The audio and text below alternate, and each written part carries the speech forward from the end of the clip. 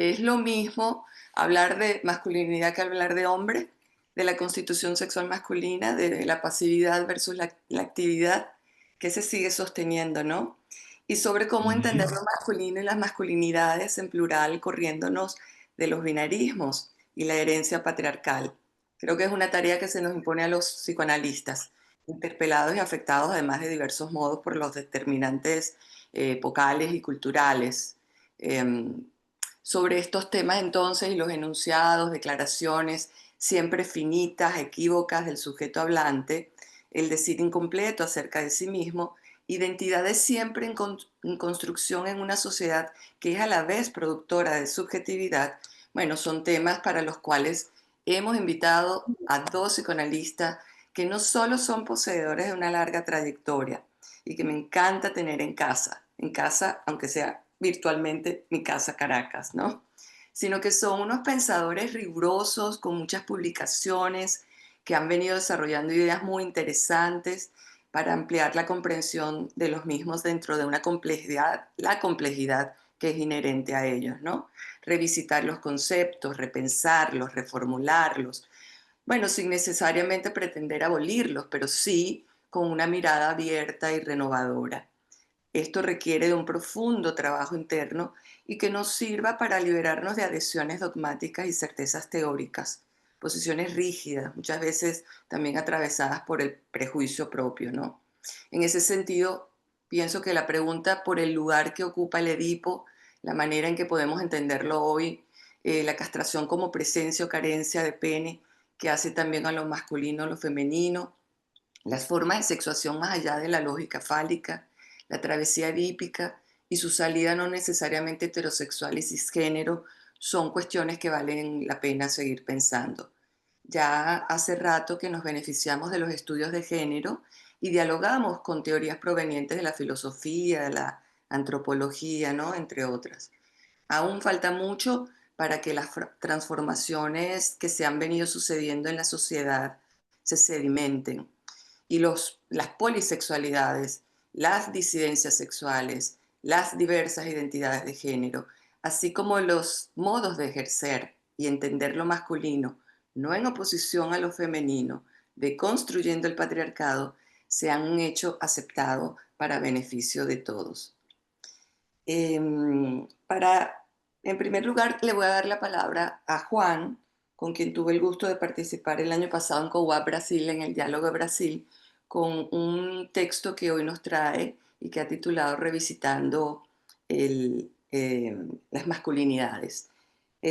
Juan Eduardo es médico psiquiatra de la Asociación Psicoanalítica Argentina, es miembro titular de ella y es también miembro de la Sociedad Psicoanalítica de París. Después de Juan, entonces le daré la palabra a Jorge. Juan tiene muchísimas publicaciones, es un estudioso además de los nombres y acaba de publicar un libro muy interesante acerca del multilingüismo en psicoanálisis. Así que Juan, bienvenido. Bien, muchas gracias, Odeli.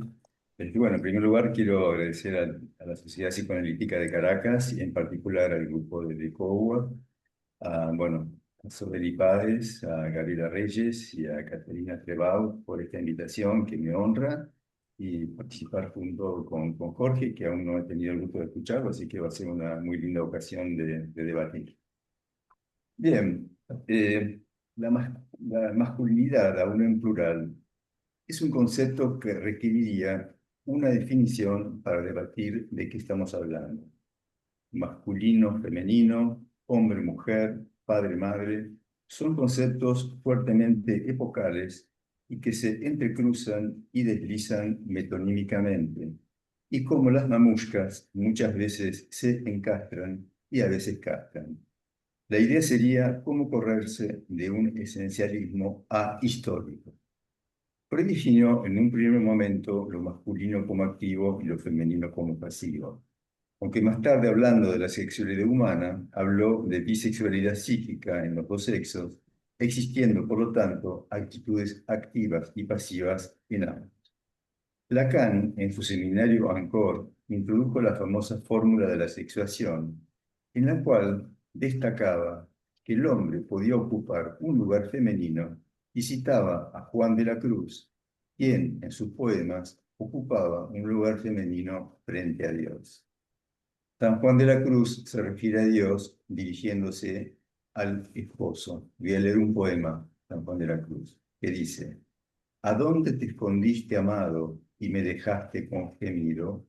Como el ciervo huiste, habiéndome herido. Salí tras ti, clamando, y eras ido. Oh bosques y espesuras, plantadas por la mano del amado. Oh prado de verduras, de flores esmaltado, decid si por vosotros ha pasado. Pero Lacan no salió del binarismo. Freud hizo de la feminidad la roca de base en los dos sexos.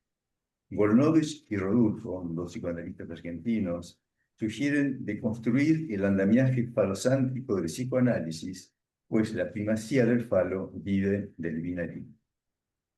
Este binarismo clásico es actualmente fuertemente cuestionado, y no solo por los movimientos de los estudios de género, de la identidad sexual autodesignada, o por los movimientos LGBTQ+. También la teoría psicoanalítica requiere una reformulación de su teoría que tiende a apoyarse más en el pensamiento complejo de Edgar Morin, en la teoría de la deconstrucción de Derrida o en lo rizomático de Deleuze, que en el binarismo clásico. Estamos lejos de la afirmación de Napoleón, retomada por Freud, que decía que la anatomía era el destino.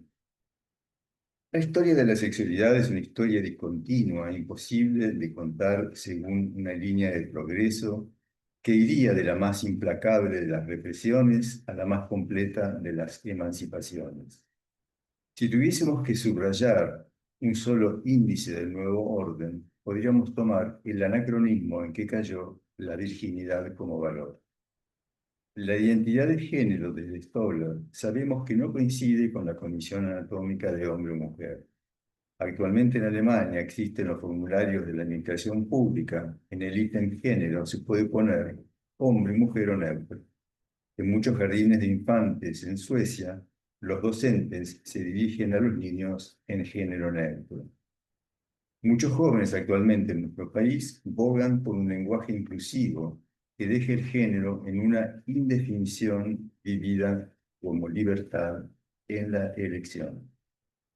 Un pequeño rodeo por la historia puede aclarar algunos conceptos de acuerdo a la época o la cultura. La palabra homosexualidad habría aparecido en Occidente alrededor del año 1869 y la palabra heterosexualidad alrededor de 1890.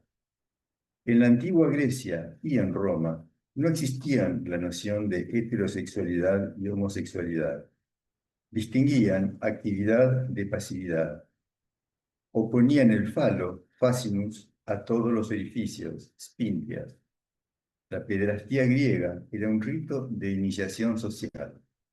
Por la sodomización ritual, el esperma del adulto transmitía la virilidad al adolescente. No había cambio de roles.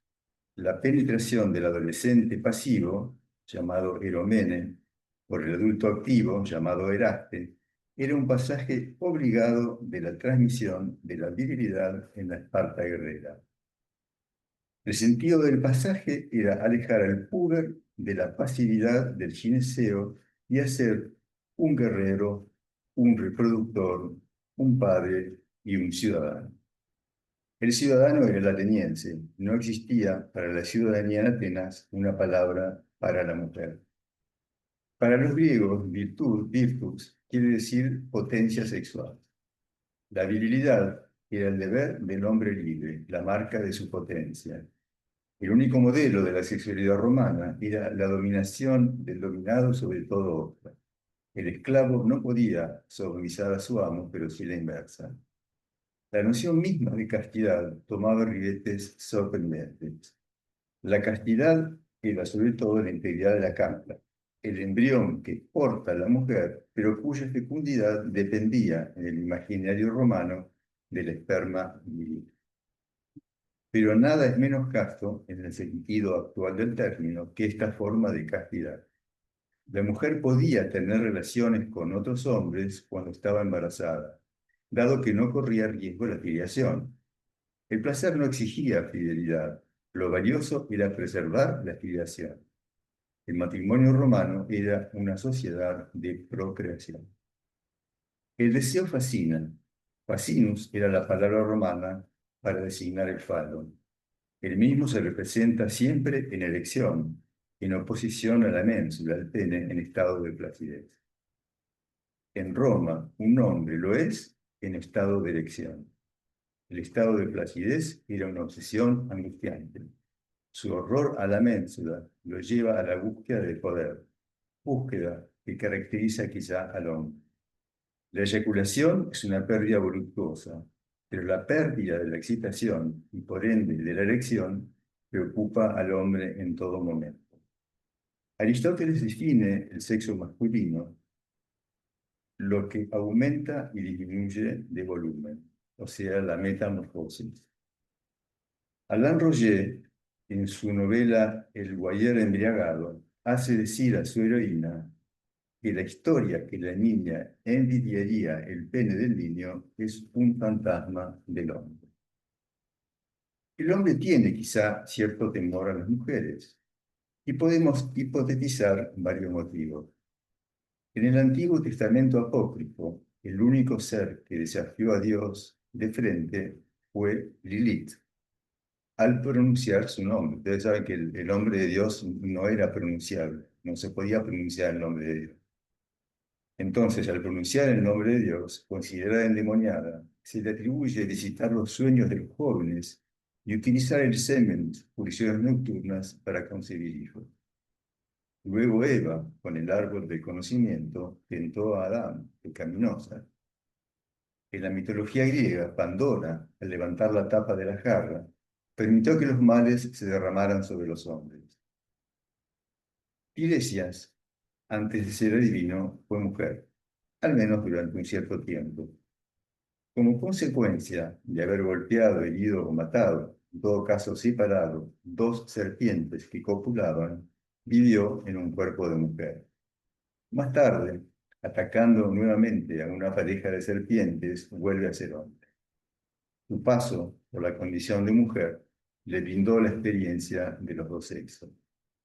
Ahora bien, un día en el cual Zeus discutía con Hera y afirmaba que durante el acto sexual la mujer lograba mayor placer, mientras que Hera sostenía lo contrario, decidieron consultar justamente a Tiresias, dado que era el único que había conocido ambas condiciones.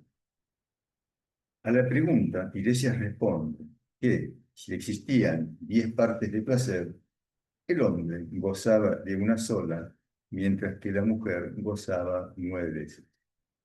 Hera reacciona con furia a dicha respuesta y convierte a Tiresias en ciego, mientras que Zeus, satisfecho con la respuesta, lo hace adivino. Paradójica la apasionada reacción de Hera. Por develar este conocimiento, Zeus lo castiga transformándolo en serpiente. Nicole Loraux, una antropóloga francesa, subraya que decididamente los secretos femeninos deben permanecer bien guardados. Los ojos enceguecidos del tebano, muestran que no tiene más necesidad de ver, dado que sabe, pero tuvo que pagar un pesado tributo por haber puesto en valor el goce femenino. ¿Acaso dicho goce debería permanecer silenciado? Atribuir a la mujer una capacidad insaciable de placer vuelve temeroso al hombre. El fascinus desaparece en la vulva y sale ménsula, es decir, plácido. Teme quizá venganza por no lograr satisfacerla plenamente. A lo mejor, como Perseo delante de la Medusa, todo hombre se acerca temeroso a la mujer con un escudo protector. Teme, como todo aquel que se acercare a la Medusa sin protección, quedar paralizado o castrado. La mujer da vida. Todo ser humano proviene del vientre de una mujer.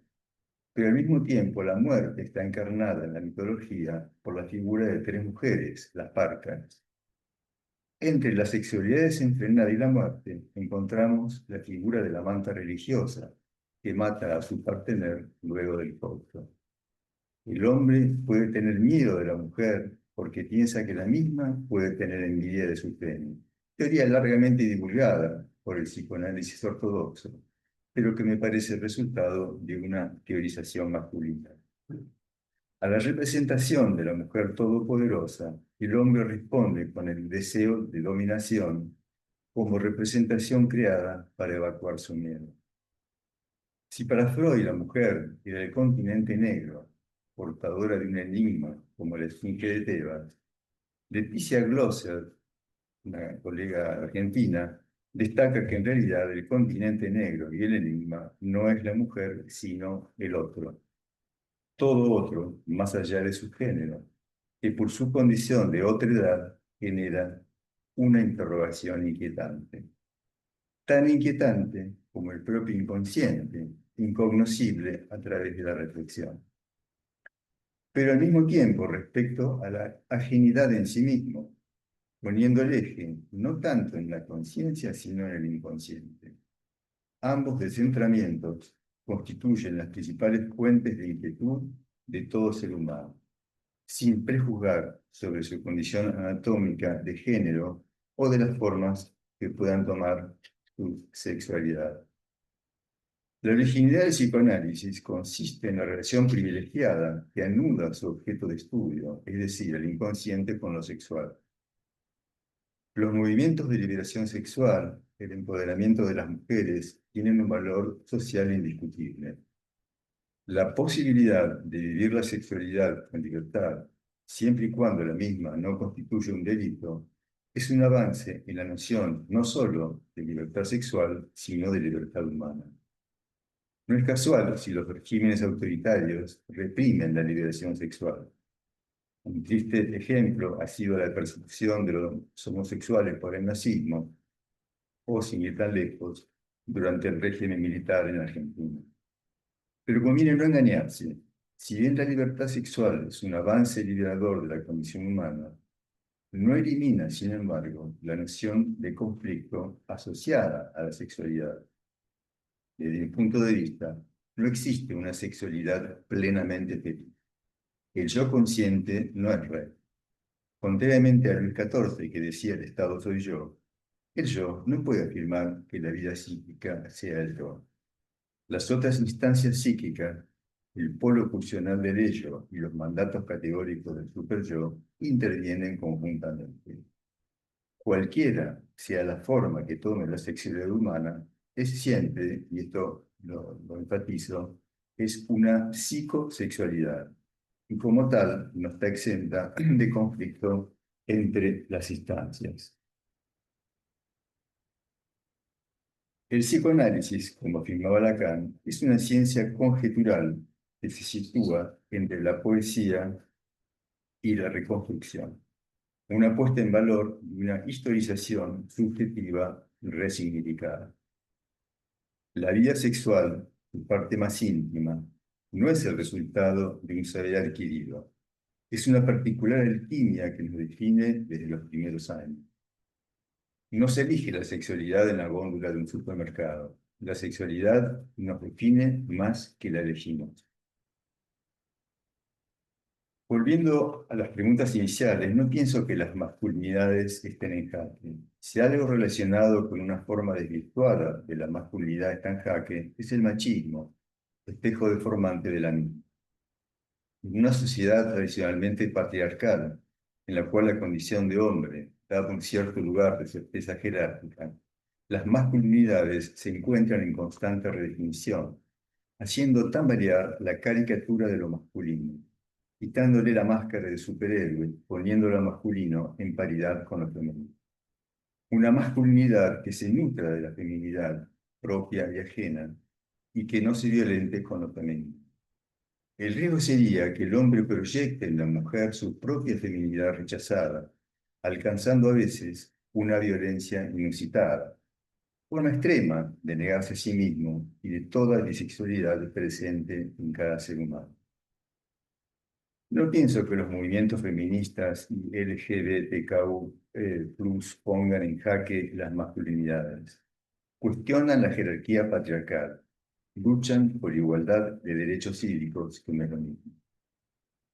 A través de siglos de dominación masculina, el goce femenino no ha sido admitido fácilmente, prohibición de la cual las histéricas fueron las principales víctimas de dicha intolerancia, habiendo pagado un pesado tributo, a veces a costa de su propia vida en la hoguera de la Inquisición.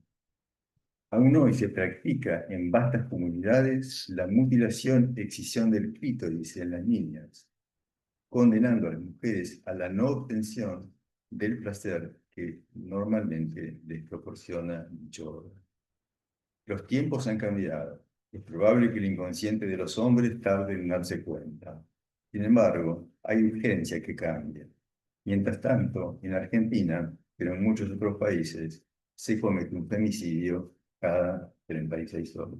Bueno, muchas gracias del tiempo que me han brindado. Gracias, Juan.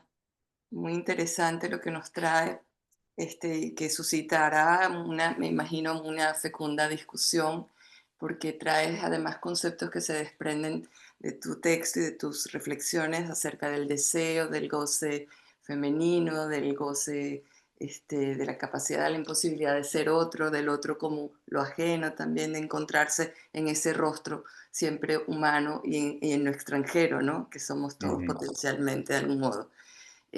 Bueno, y además un recorrido histórico que me hace pensar en los rituales, cuáles son los ritos también actuales que tenemos, ¿no? De pasaje, iniciáticos, en fin, ¿no? Bueno, ahora vamos a escuchar a Jorge Ritter, se me viene Ritter siempre, Jorge, pero es Reiter, ¿no? Es Reiter, pero bueno, se entiende. Jorge O Reiter, Reiter, si querés Reiter, sí, porque esa sería la pronunciación en alemán, pero Ritter no, no va. fíjate, fíjate. Bueno, pero Jorge nos va a hablar, es cofundador de la Escuela Libre de Psicoanálisis Argentina, también psicoanalista argentino, y tiene un libro fantástico, muy subversivo, que los invito a todos a leer, que es El Edipo Gay, pero además otras publicaciones, además es un rockstar del psicoanálisis porque está presente en todas partes, en todos los videos los pueden encontrar por Ay, YouTube. no exageres, Odeli. Bueno, te escuchamos, Jorge. Bueno, muchísimas gracias. Primero que todo, obviamente, gracias a Sodeli, que fue quien me hizo la invitación a la Sociedad Psicoanalítica de Caracas, donde ojalá algún día esté en Caracas, ¿no? Que esto pueda suceder, ojalá que eso suceda, pero bueno, por ahora feliz de estar acá.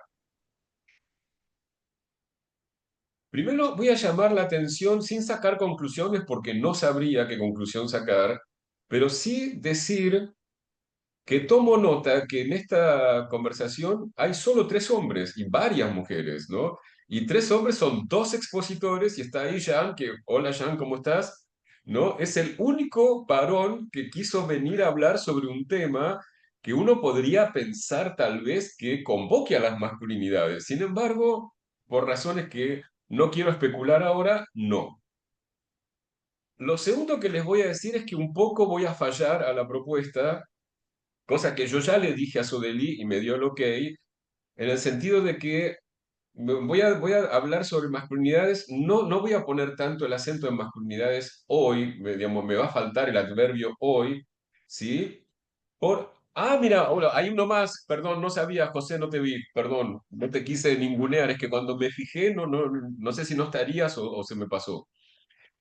Este, Porque, claro, hubiese sido y me hubiese gustado encarar por el lado, por ejemplo, de la manosfera o de los incels, que son temas súper interesantes, pero la verdad que en el tiempo que tuve no me dio el tiempo de hacer algo serio al respecto, porque tendría que haber hecho todo un trabajo de investigación y después de pensar qué puedo decir en tanto psicoanalista, ¿no? Digamos, no en tanto sociólogo o en tanto teórico de las masculinidades. Entonces, digamos, voy a hablar sobre masculinidades, pero digamos, no voy a ser tan de actualidad, pero sí, digamos, armé, digamos, un texto que en este caso, si bien en general eh, digamos, me gusta más exponer sin leer. Como el tema me encantó que me convocaran, tampoco es un tema que tengo tan trabajado, lo estuve pensando mucho y prefiero leer para ser más preciso en lo que voy a decir y además no hacerles perder tiempo, digamos, con vueltas que uno hace cuando habla más espontáneamente. Entonces, perdón, pero esta vez voy a leer. Ahora, sí, mira, no sé si, Juan, vos en algún momento viste un programa que se llamaba Polémica en el Bar, no sé si lo llegaste a ver. Sí, Bueno, había un gallego que decía, antes de hablar, que sería decir unas palabras. Entonces, antes de leer este texto, les voy a decir un poquito para que me sigan más fácil, porque yo sé que no es fácil a veces seguir un texto que uno está leyendo por primera vez.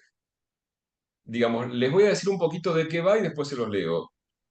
Lo que yo quise hacer es rescatar algo donde me parece que el psicoanálisis es único y que tiene un saber precioso y creo que es un saber que cuando está a la altura de su filo es un saber políticamente incorrecto, ¿sí? ¿Qué es la erótica o no? O el saber que hay sobre lo erótico en el psicoanálisis. Igual acá podría hablar una hora porque también tiene muchos problemas en ese sentido del psicoanálisis, pero voy a ir al punto donde sí preserva una erótica con complicaciones, pero no es el tema que me quiero meter ahora. Entonces dije, bueno, está bien, los estudios de masculinidad, que son súper interesantes, se los recomiendo de leer porque realmente creo que abren mucho la cabeza. ¿Por qué abren la cabeza a algo que yo trabajo mucho en este libro que vos comentaste, Sodeli, que es Edipo Gay? Es cuánto, digamos, ayuda a pensar la constitución de subjetividades cuando uno incluye todo el campo complejo de las relaciones de poder, ¿no? Como productoras de subjetividad, ¿no? Y obviamente las masculinidades, digamos, están en ese entramado, digamos, hay toda una cantidad bastante heterogénea de dispositivos de constitución de la masculinidad que uno los puede leer en términos de relaciones de poder. ¿Sí? Eso está hecho mucho mejor en los estudios de masculinidades, digamos, yo no tengo tanto para aportar ahí como analista, sino lo que intenté hacer es ocuparme de lo que en este trabajo llamo flujos libidinales. ¿No? Digo, trato de mostrar cómo si uno introduce esto que llamo flujos libidinales, bueno, tiene esta potencialidad que tiene el erotismo de un poco perturbar, desestructurar las relaciones de poder de un modo muy, a mi juicio, muy específico.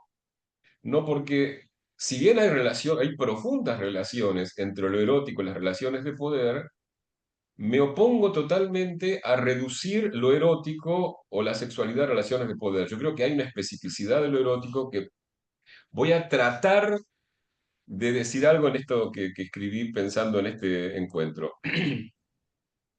Y para eso, mira, vos, Odeli, nombraste los rituales, tomo básicamente un ritual iniciático de la masculinidad en Argentina y en muchos lugares del mundo, que es el fútbol, ¿no? Como un ritual, el fútbol pensado en ese sentido, ¿no? Como ritual de iniciático de constitución de la masculinidad, y después tomo unos fragmentos, un pasaje en realidad, de una novela absolutamente fabulosa, es una novela autobiográfica de un escritor. Mira, esto, si no lo conoces, te va a interesar, Juan, porque tiene que ver mucho que ver con el nombre, ¿no? La novela es Para acabar con Eddie Bellegueule, no sé si la has leído. no, El autor justamente es Louis Edouard, perdón, Edouard Louis, que es una novela autobiográfica donde cuenta cómo fue que dejó de llamarse Eddie Bellegueule para pasar a llamarse Edouard Louis. O sea que ahí hay un punto muy interesante. Y es ujú, una novela autobiográfica de un pibe que además de ser, digamos, de una familia obrera, pobre en el norte de Francia, además es muy afeminado, digamos, es alguien que termina siendo gay. Entonces tiene una especie de doble opresión, opresión por pobre y opresión por gays. A mi juicio, esa novela autobiográfica es una de las mejores cosas que yo haya leído sobre la violencia, sobre los efectos subjetivos de la violencia. Es tremenda. Entonces, voy por el fútbol, de ahí me meto al vestuario, que es un lugar muy particular en el tema de si quiero hablar de los flujos libidinales, y después voy a este pasaje de la novela de Edouard Louis. Entonces, ahora sí, ya les leo.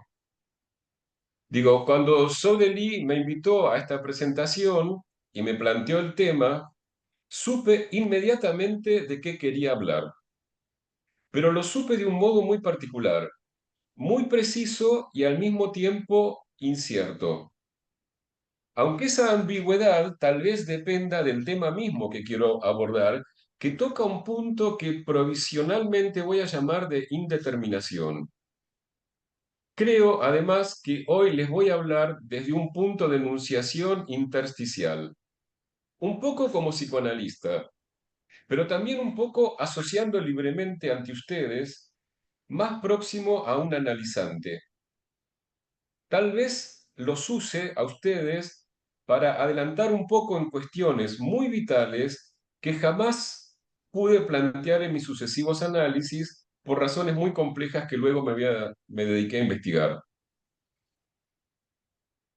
Quiero invitarlos a pensar conmigo sobre asuntos que me intrigan y también, no quiero ocultarlo, me atraen y me atraen en el sentido erótico de la palabra. Si me ocupo de las masculinidades de varones cis heterosexuales, hablo de un colectivo que muchas veces es opresivo y violento con otras masculinidades, como los gays. Es cierto, o sea, es cierto que es un colectivo que es opresivo, y creo que es indispensable incluir esa perspectiva, ¿no? La de la opresión.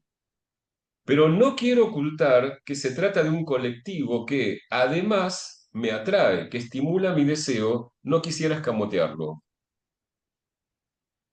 Les propongo que nos detengamos en la, y acá pongo comillas, homosexualidad de los heterosexuales y que pensemos su vínculo con las masculinidades gays.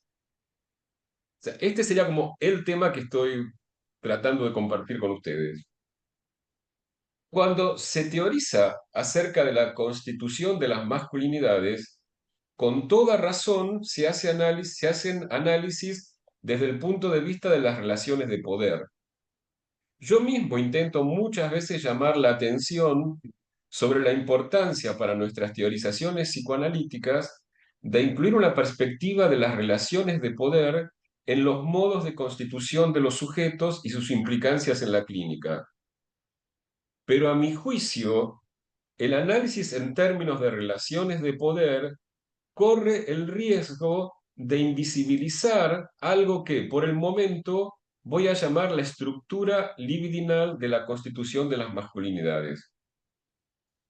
Digamos que esa es mi apuesta fuerte en lo que traté de pensar, ¿no? Es no evitar que las relaciones de poder invisibilicen la erótica que, en mi opinión, no se puede reducir a las relaciones de poder. Una de las razones importantes por las que me sostengo psicoanalista, a pesar de que tendría muchas críticas que hacer a los distintos psicoanálisis, es que estoy convencido de que en sus discursos, y lo puse en plural porque como sabemos hay muchas maneras de pensar y de ejercer el psicoanálisis, ¿no? Bueno, pero estoy convencido que en sus discursos se preserva el lugar de una erótica como algo no reductible a las relaciones de poder. Si uno incorpora en la lectura esa perspectiva, se desarticulan relatos demasiado lineales de los modos de constitución de las masculinidades y se abre un campo mucho más interesante, ambiguo y políticamente incorrecto. El psicoanálisis pierde su filo cuando se acomoda a la corrección política. Empecemos, digo, con una afirmación freudiana que está en una nota al pie agregada en 1915 a los tres ensayos, ¿sí? Donde dice, la nota está escrita en estilo Chegoyen, que saben que es un español medio extraño, pero espero que se entienda. Dice, la investigación psicoanalítica se opone terminantemente a la tentativa de separar a los homosexuales como una especie particular de seres humanos. En la medida en que estudia otras excitaciones sexuales, además de las que se dan a conocer de manera manifiesta, sabe que todos, escuchen la fuerza de la afirmación de Freud, sabe que todos los hombres son capaces de elegir un objeto del mismo sexo y aún lo han consumado en el inconsciente. O sea, no va con chiquita Freud. Por otra parte, los sentimientos en vinculación con personas del mismo sexo no desempeñan un escaso papel como factores de la vida sexual. Hasta ahí la cita de Freud. La nota, distinguiendo homosexualidad manifiesta de homosexualidad inconsciente, difumina manteniéndolo el binarismo homo-heterosexualidad. Acá subrayo lo que difumina manteniéndolo. Freud va muy lejos, audazmente afirma que todos, acá lo puse en itálicas, todos los hombres han consumado tal elección sexual. ¿Se abre así la posibilidad de que la vuelvan a consumar? ¿Será por eso por lo que tantas masculinidades necesitan compulsivamente hacer bromas sobre homosexuales?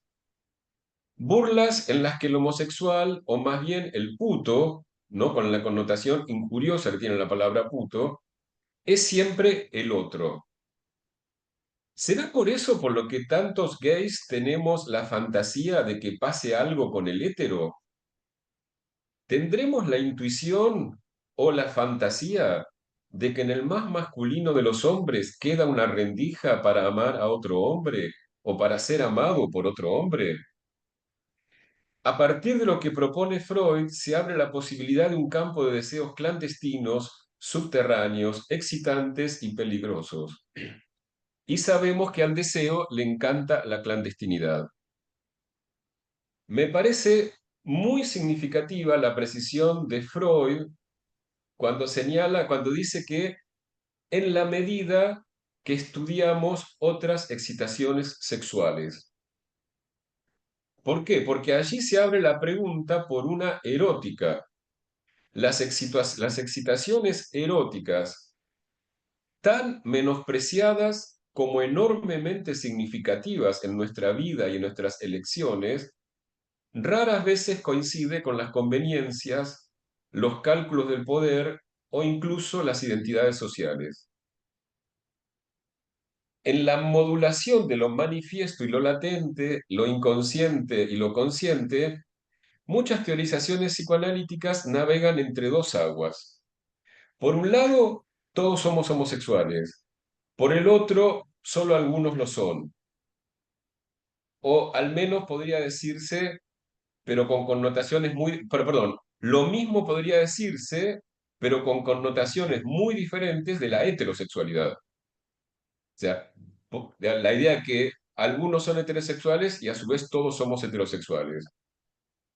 Esto es algo que Yves Kosofsky-Sedgwick, en un libro que recomiendo siempre porque es un texto fabuloso, que se llama Epistemología del Closet, y en ese texto lo nombraba como las visiones universalizantes y minorizantes de la homosexualidad, ¿no? La universalizante es todos homosexuales, todos somos homosexuales, minorizante, algunos son homosexuales. La diferencia estaría en el destino que se le da a esa homosexualidad. En tanto que los homosexuales manifiestos la gozan, si es que pueden, en fantasías y prácticas eróticas, los heterosexuales manifiestos, que serían los homosexuales inconscientes, la sublimarían. ¿Y cómo la subliman, según Freud? Y Freud, una de las formas que propone, la verdad que no me acuerdo si es la única, pero es una que aparece bastante en el texto de Freud, es como el sustrato de los vínculos sociales. Y acá viene otra cita de Freud. Dice, tras alcanzar la elección de objeto heterosexual, las aspiraciones homosexuales no son, como se podría pensar, canceladas ni puestas en suspenso, sino meramente forzadas a apartarse de la meta sexual y conducidas a nuevas aplicaciones. Se conjugan entonces con sectores de las pulsiones yoicas para constituir con ellas como componentes apuntalados las pulsiones sociales y gestan así la contribución del erotismo a la amistad, la camaradería, el sentido comunitario y el amor universal por la humanidad. En los vínculos sociales normales, también entre los seres humanos difícilmente se colegiría la verdadera magnitud de estas contribuciones de fuerte de fuente erótica con inhibición de la meta sexual. Y por otra parte, en este mismo nexo se inserta el hecho de que los homosexuales manifiestos, justamente, y entre ellos de nuevo los que resisten el quehacer sexual, descuellen por la participación de particular intensidad en los intereses de la humanidad, unos intereses surgidos de la sublimación del erotismo. Hasta ahí la cita. Es muy interesante cómo juega la visión evolutiva en este párrafo de Freud, ya que es una evolución con un remanente que se sustrae a evolucionar. ¿No? ¿Se acuerdan que él dice que sigue estando esa fuente erótica? No es que al sublimarse desaparece. Freud postula que cuando se alcanza, y acá el verbo me parece importante, ¿no? Porque, digamos, ya tiene una connotación evolutiva, es decir, que se alcanza una elección de objeto heterosexual, no desaparecen por ello las aspiraciones homosexuales, sino que se sitúan en otro registro. Subraya que no solo esas aspiraciones no desaparecen, sino que sorprendería dimensionar lo importantes que son. Si llevamos la propuesta de Freud al tema que hoy nos convoca, podríamos decir que los varones heterosis en esta narrativa freudiana constituyen su masculinidad, sobre todo en tanto se trata de una construcción colectiva y no individual, contra y al mismo tiempo gracias a la homosexualidad, ¿no? Esto de contra y al mismo tiempo gracias me parece de máxima importancia, porque de alguna manera da cuenta, entre otras cosas, de la obsesión que tantos varones tienen, especialmente cuando están en grupo, con la homosexualidad. Supongo que se entiende, vinculo esa obsesión a este fundamento de la masculinidad con y gracias a la homosexualidad. Digamos que el puto ocupa para ellos el lugar de un enemigo íntimo, de algo a la vez lejano e inquietantemente cercano. Siguiendo la misma narrativa de la sublimación, Freud apuesta a la gran contribución que algunos homosexuales hacen a los intereses de la humanidad, pero en términos de Freud, siempre y cuando se abstengan de una vida sexual. Como bien lo señala Marcos Zafiropoulos en la presentación que hace del libro de Lionel Lecoq, La homosexualidad de Freud, ¿no? Y esta es otra vez una cita, dice Marcos Zafiropoulos: seguir pensando con Freud en la idea de un vínculo social constituido bajo los únicos resortes del amor homosexual reprimido de los machos heterosexuales es insuficiente. Y lo que me parece muy inteligente del planteo de Zafiropoulos es que argumenta esa insuficiencia a partir de lo que nombra los colectivos homosexuales manifiestos y militantes de nuestra actualidad, ¿sí? O sea, el activismo LGBT, en los que afirma que de toda evidencia no pueden ser explicados por el único resorte de la homosexualidad reprimida. No sé si se entiende, el argumento es simple. Digamos, si la sociabilidad se constituye por la homosexualidad reprimida, ¿cómo se explica el lazo social de los colectivos gays, donde la homosexualidad no es reprimida en el sentido erótico de la palabra? La historia ha demostrado que la constitución del lazo social no requería necesariamente de la sublimación o inhibición del erotismo. Pueden coexistir. La homosexualidad no tiene que ser ni sublimada, ni reprimida, ni inhibida para articularse en un lazo social. Pero aunque es fácil pensar que pero aunque no es fácil pensar qué estoy nombrando con homosexual cuando hablo de la homosexualidad heterosexual, acuerdo con Freud en que los vínculos entre varones heterosis tienen un componente que podríamos llamar así, aun si nunca o rara vez llegaran a actos sexuales. Y como me es imposible ir de lo general a lo particular por falta de precisión conceptual, voy a hacer al revés y compartir con ustedes algunos ejemplos de aquello que yo llamaría homosexualidad heterosexual. Empezaremos por el gran ritual de la masculinidad en Argentina y en tantos otros lugares del mundo, el fútbol. Por supuesto me refiero al masculino, un ámbito en que los pocos gays que salieron del closet, hasta donde yo sé, fueron hostigados hasta el punto de que para muchos declarar su gaycidad significó poner fin a sus carreras. Un ámbito tan masculino que no soporta putos, podríamos decir. Sin embargo, es también un ámbito que desborda homoerotismo, tanto en un registro amoroso como en uno violento. En este segundo registro, el violento, podemos decir que el fútbol no soporta putos en el propio equipo, mientras que el equipo contrario es siempre el puto al que hay que romperle el culo. La hinchada siempre tendrá algún canto para poetizar esa homosexualidad agresiva, donde penetrar es humillar, donde el erotismo es instrumento de poder.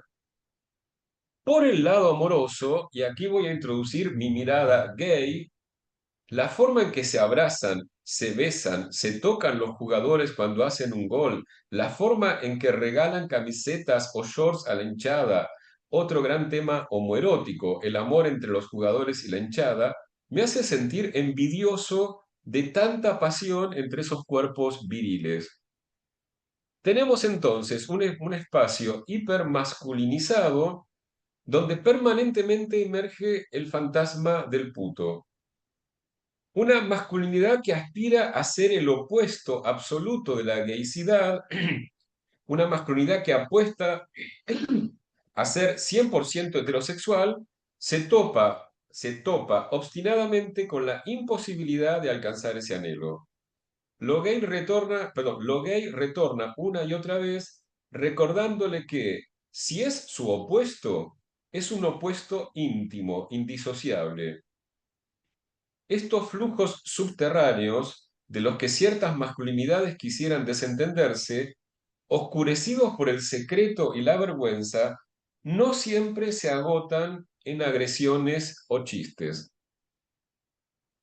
En abril de 2018 comenzaron a formalizarse denuncias de abusos sexuales en las divisiones inferiores del Club Atlético Independiente de Buenos Aires, que para los que no sepan es un club de fútbol de acá, bueno, es un club deportivo, pero esto fue en las divisiones de fútbol, ¿sí?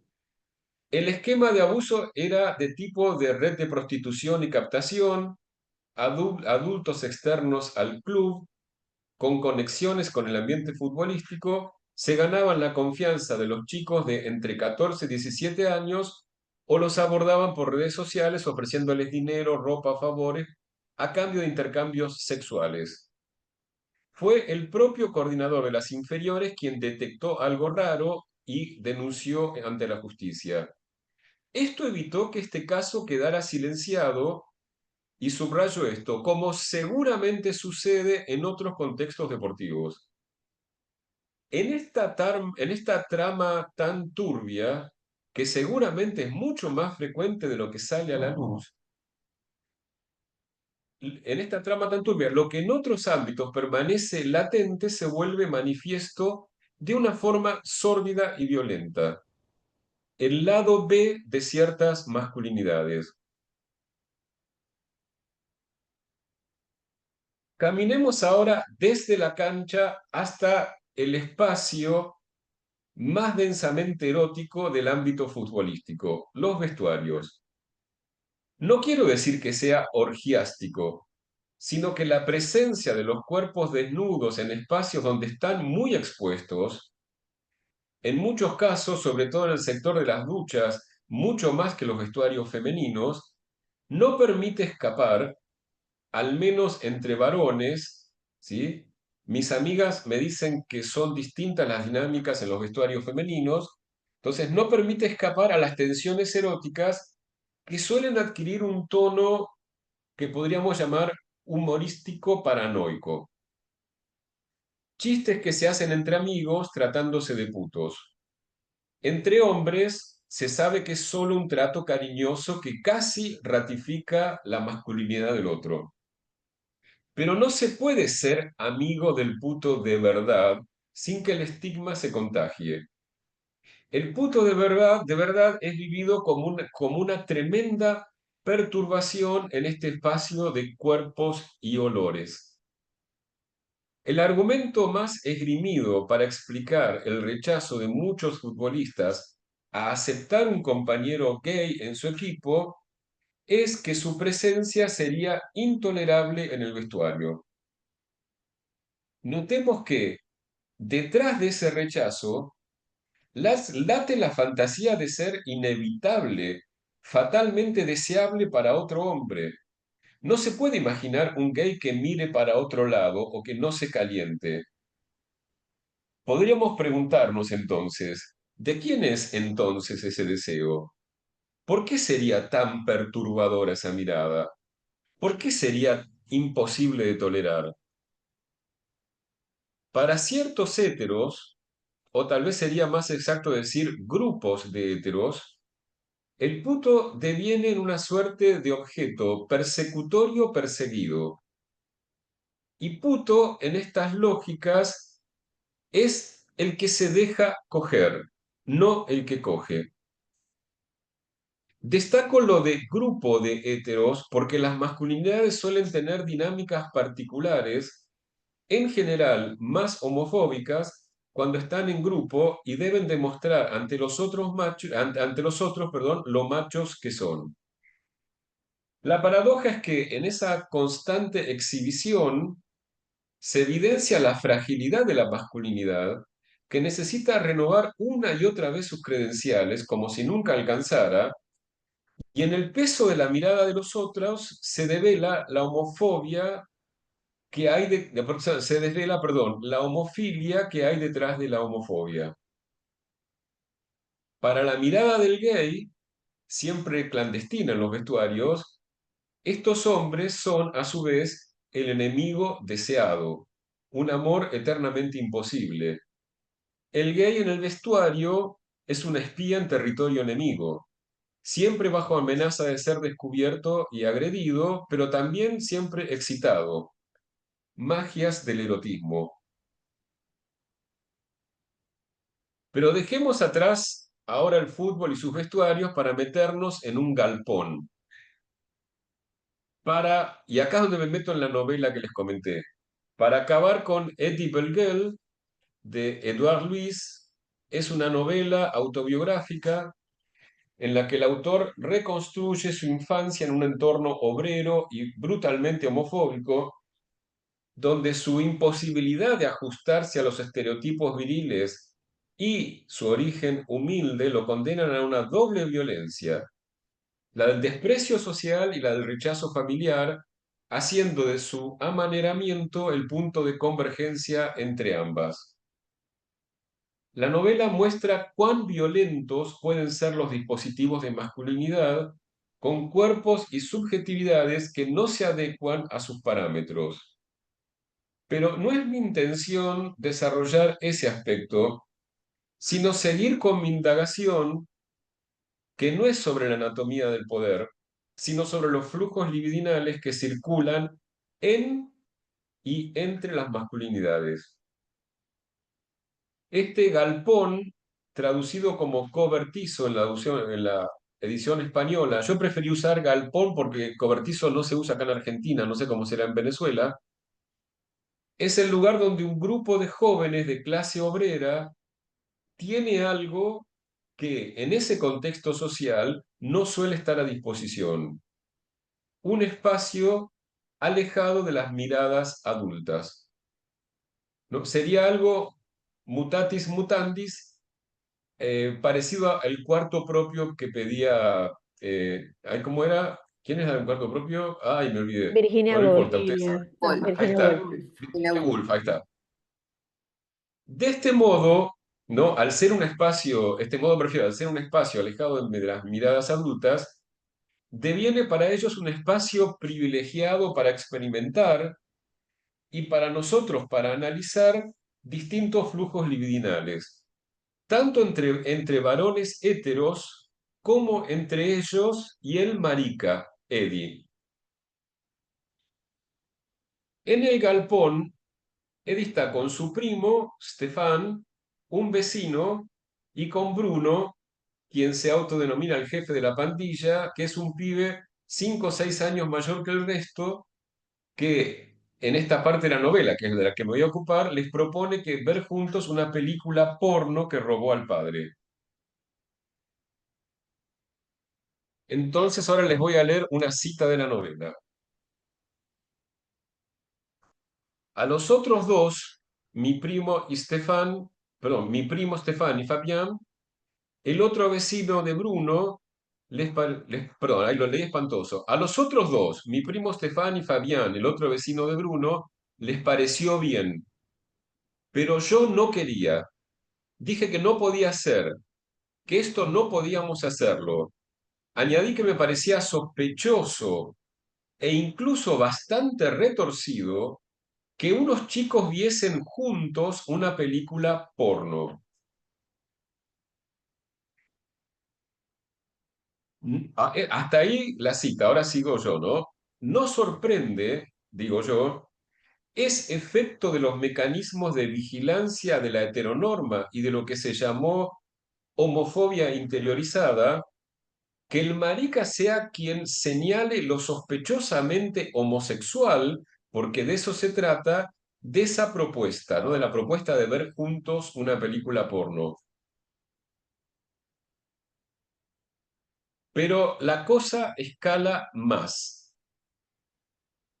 Ahora sigue la cita, ¿eh? Mi primo propuso, poniendo cara de estarse divirtiendo mucho.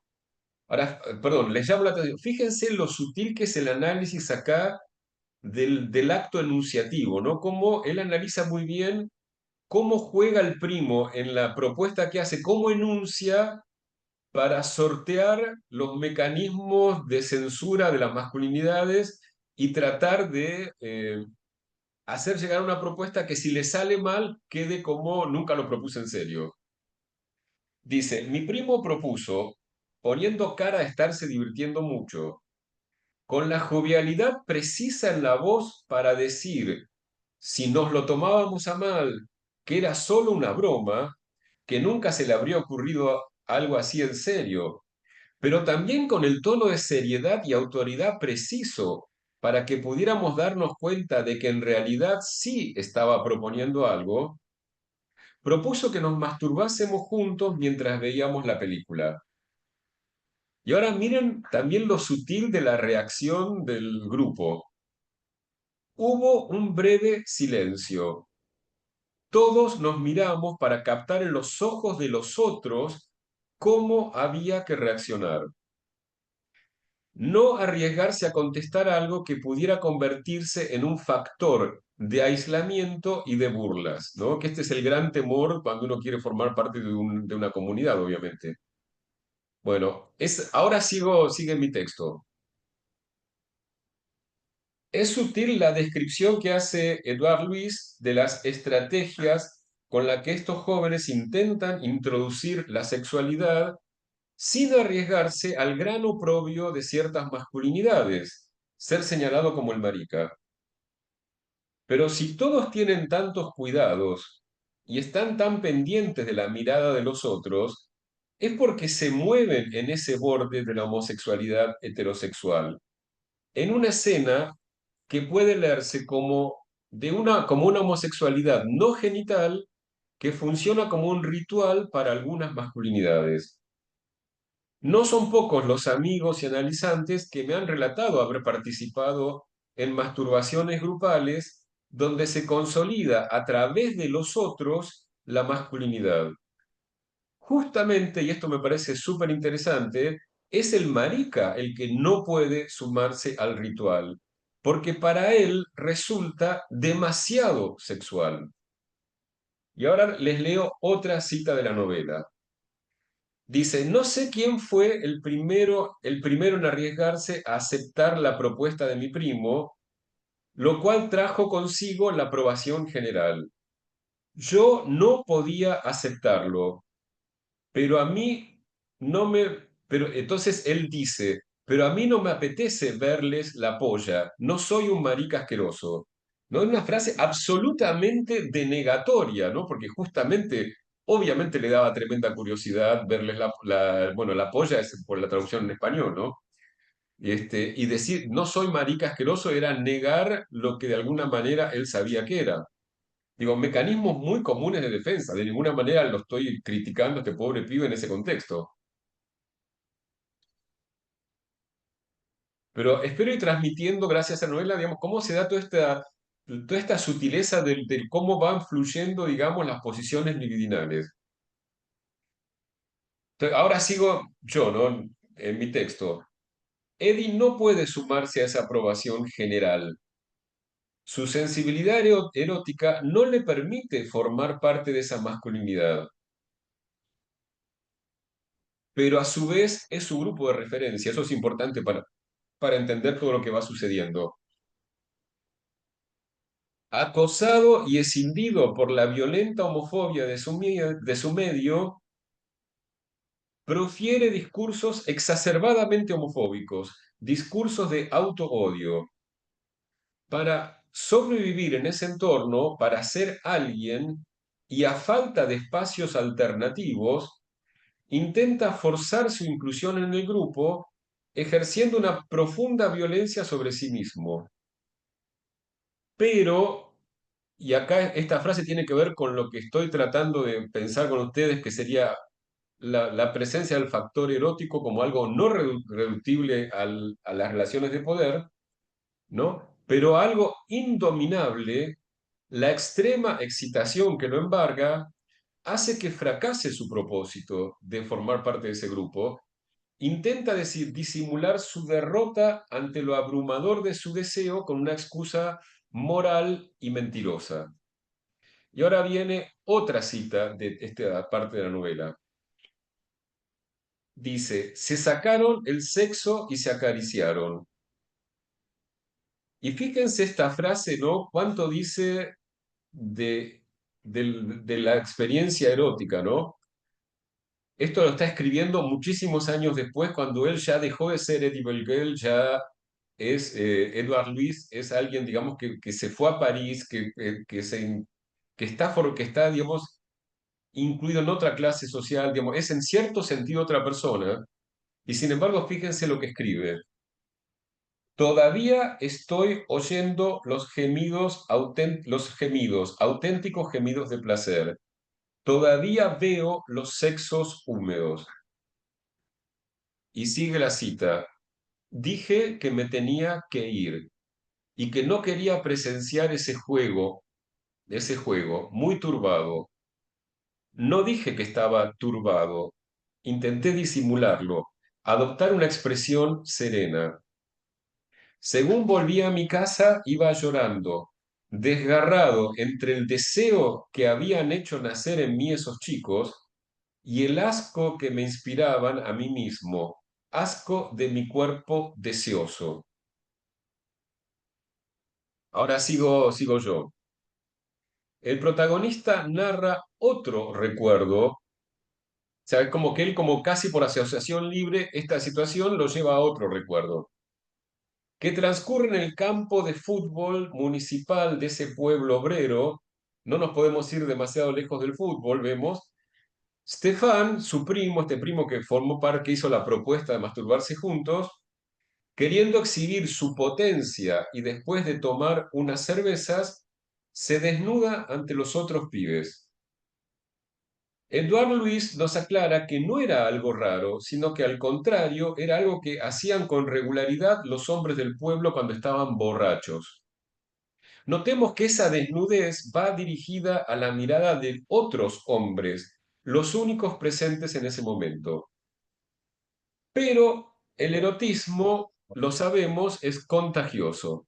Entonces, otra cita de la novela. Mi primo corría de una punta a la otra del campo de fútbol exhibiendo el sexo cuyo tamaño imponente me intimidaba.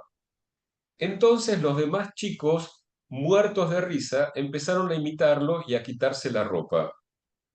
Corrían, se tocaban el sexo y también se lo tocaban a los demás. Se restregaban unos con otros desnudos para fingir el acto sexual. A los chicos les hacen mucha gracia esas cosas. Hasta ahí llega la cita, ahora sigo yo diciendo, pequeñas orgías en sordina en las que solo pueden participar los heterosexuales. Es muy significativo en la cita que les acabo de leer, eso de que a los chicos les hacen mucha gracia esas cosas, ¿no? Está claro que Eddie no puede, y con razón, incluirse en ese conjunto. Y acá entonces Edouard Louis explica magistralmente la sutileza de esa homosexualidad heterosexual y lo que la sitúa en un lugar completamente diferente al de la gaycidad. Entonces dice Edouard Louis, me quedé sentado en la hierba y condené su forma de comportarse. Para ellos, jugar a los homosexuales era una forma de mostrar que no lo eran. No había que ser marica para poder jugar a hacerlo lo que duraba una velada sin arriesgarse a los insultos. Hasta ahí la cita. Y ahora sigue, digamos, ya es la última parte, no se asusten. Al día siguiente de la masturbación grupal, se pasa a la se pasa de la representación al acto, a través de una serie de comentarios y preguntas que hace el primo de Eddie, ¿no? Y acá cito algunas frases que aparecen en la novela, ¿no? Dice, joder, bueno, esto está traducido por un español, ¿no? Si estaba bien la película. Qué lástima que no podamos hacer lo mismo que los actores de la película. ¿Podríamos hacer lo mismo ¿Podríamos hacer lo de la película, las mismas cosas? Este primo propone ya no ver la película, sino actuar la película. Y dice Eduard Luis, las reacciones fueron menos tímidas de lo que habría podido esperarse. Perdón, lo leí mal. Las reacciones fueron menos tímidas de lo que habría podido esperarse en unos niños que aborrecían, según sus propias palabras, y a los maricones, y eso que habían debido cruzarse con pocos o incluso con ninguno. Entonces, sin que nadie haya tenido que aclarar nada, ni nadie haya tenido que salir del closet, Eddie es designado como la mujer, ¿no? Y acá está la cita. Dice que su primo, dice, me sugirió que fuese a robarle unas joyas a mi hermana. Entonces dice el primo, Eddie, tú podrías hacerlo, estaría aún mejor porque quedaría más propio. Tú podrías ir a robarle unas sortijas a tu hermana y así el que se pusiera la sortija haría de mujer, sería al que lo follaran. Solo en joda. Si no, sin las sortijas nos íbamos a confundir, quedaría más de verdad. Pero con las sortijas sabremos quiénes somos. Bueno, podríamos hablar 4 horas de ese párrafo, pero sigo. Como velo para escamotear lo que este acto tenía de homosexual, a estos pibes les alcanza con un anillo que disimulara al varón detrás de la mujer. Eddie obedece. Dice que ya no es capaz de negarse, pero no es solo porque está inmerso en una relación de poder que lo somete. Ahí está la genialidad y la honestidad del texto. Y acá les voy a leer una cita, ¿no? Él dice, el cuerpo no me dejaba ya más elección que la de hacer todo lo que me pedían. Digo, me parece tan importante esa frase que para que se las vuelvo a leer. El cuerpo no me dejaba ya más elección que la de hacer todo lo que me pedían. Presencia del erotismo no reductible a las relaciones de poder. Y acá les voy a leer otra cita. Dice, yo me daba cuenta de que los que me arrastraban a esa situación eran mi persona por entero y mi deseo por entero, reprimido de toda mi vida. La excitación me abrazaba. Sentí su sexo caliente pegado a mis nalgas y luego dentro de mí. Me daba indicaciones. Yo obedecía todas sus exigencias con la impresión de estar cumpliendo con lo que era y de por fin llegar a serlo. Muy fuerte también esas citas. Según todos los mandatos de masculinidad, ahora sigo yo, según todos los mandatos de masculinidad, perdón, según todos los mandatos de masculinidad con que lo hostigan día a día, Eddie no debería haber obedecido el pedido del grupo. Paradójicamente, ¿cómo está esto?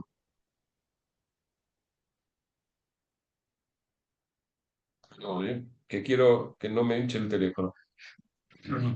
Paradójicamente, si obedece, queda afuera, ¿no? Si obedece a este pedido del grupo, queda fuera del grupo como grupo masculino. Pero los mandatos de masculinidad, las relaciones de poder, no son omnipotentes. Como él mismo lo dice, todo su cuerpo y todo su deseo lo arrastran a, y acá lo pongo entre comillas, obedecer. Solo que, dicho de este modo, cambia radicalmente el sentido de lo que puede querer decir obedecer. No es lo mismo obedecer al grupo que obedecer a su cuerpo y a su deseo. Él lo expresa claramente. Yo obedecía todas sus exigencias, esto es una cita, ¿eh? Yo obedecía todas sus exigencias con la impresión de estar cumpliendo con lo que era y de por fin llegar a serlo.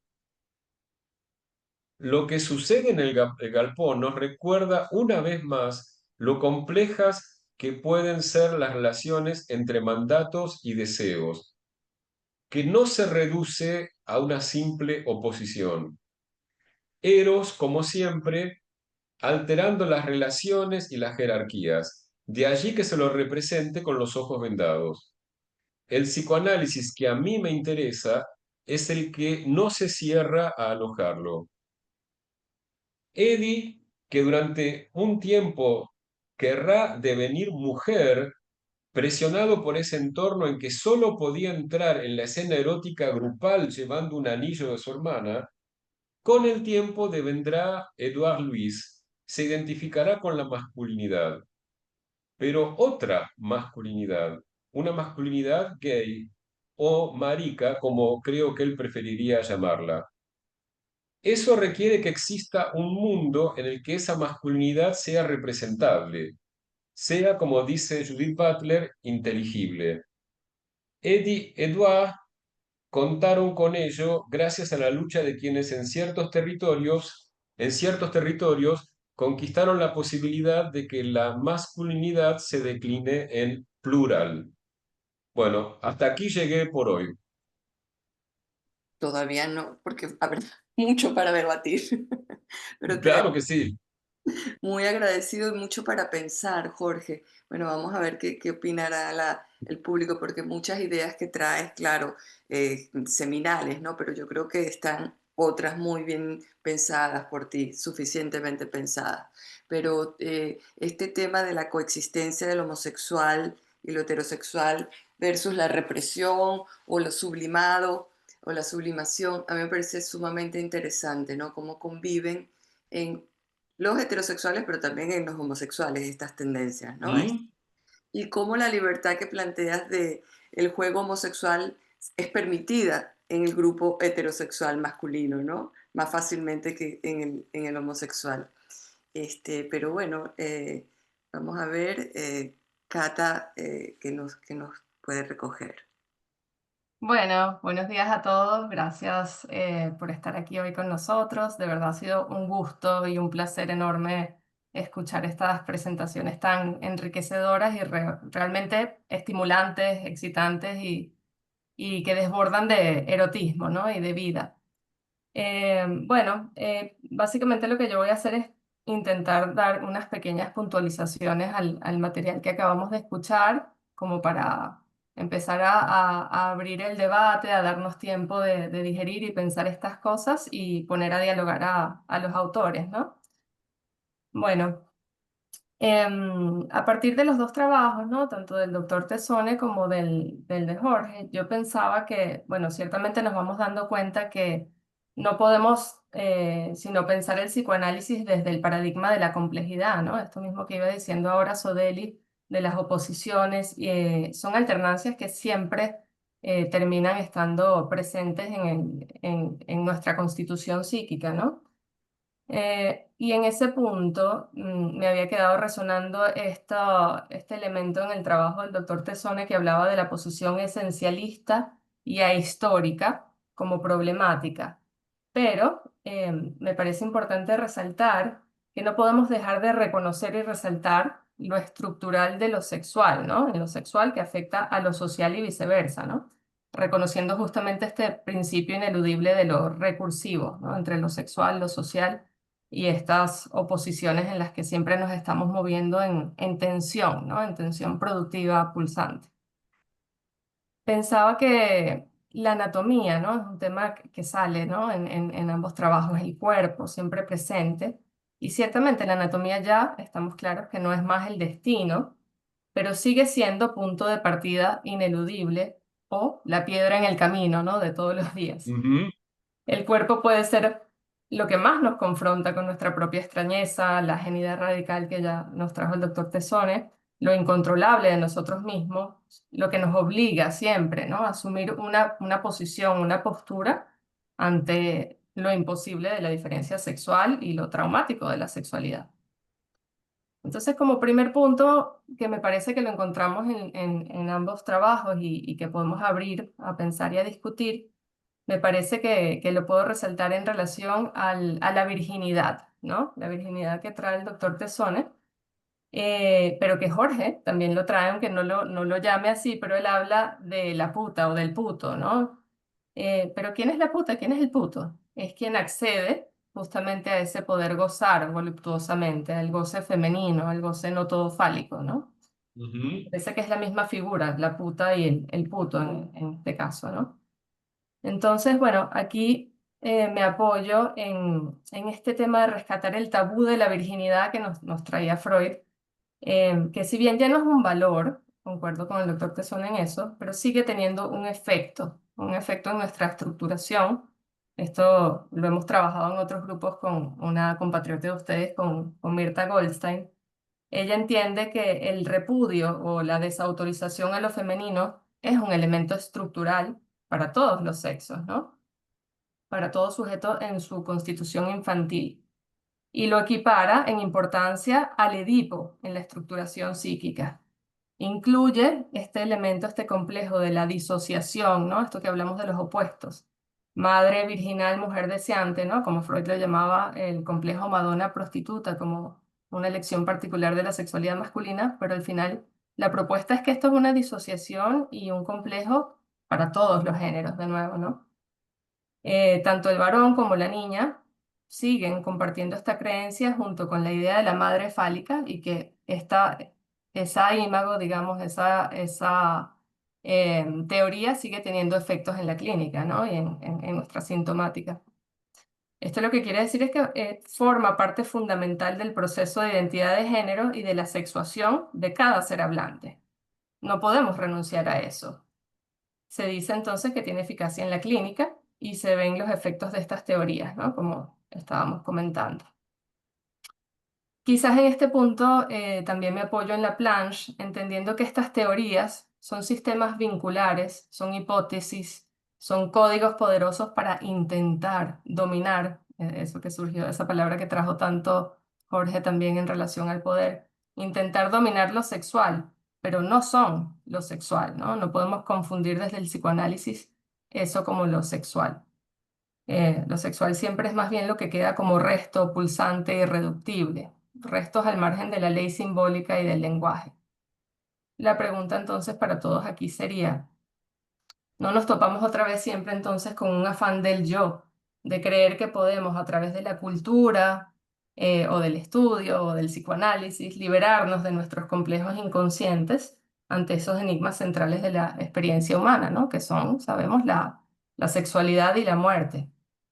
Entonces, cuando Juan terminaba, ¿no? con si es tema del inconsciente de los hombres, ¿no? No creo que se trate solo del inconsciente de los hombres, sino de todos los seres hablantes que no pueden evitar no darse cuenta porque no podemos renunciar de manera definitiva a esto traumático de la alteridad radical.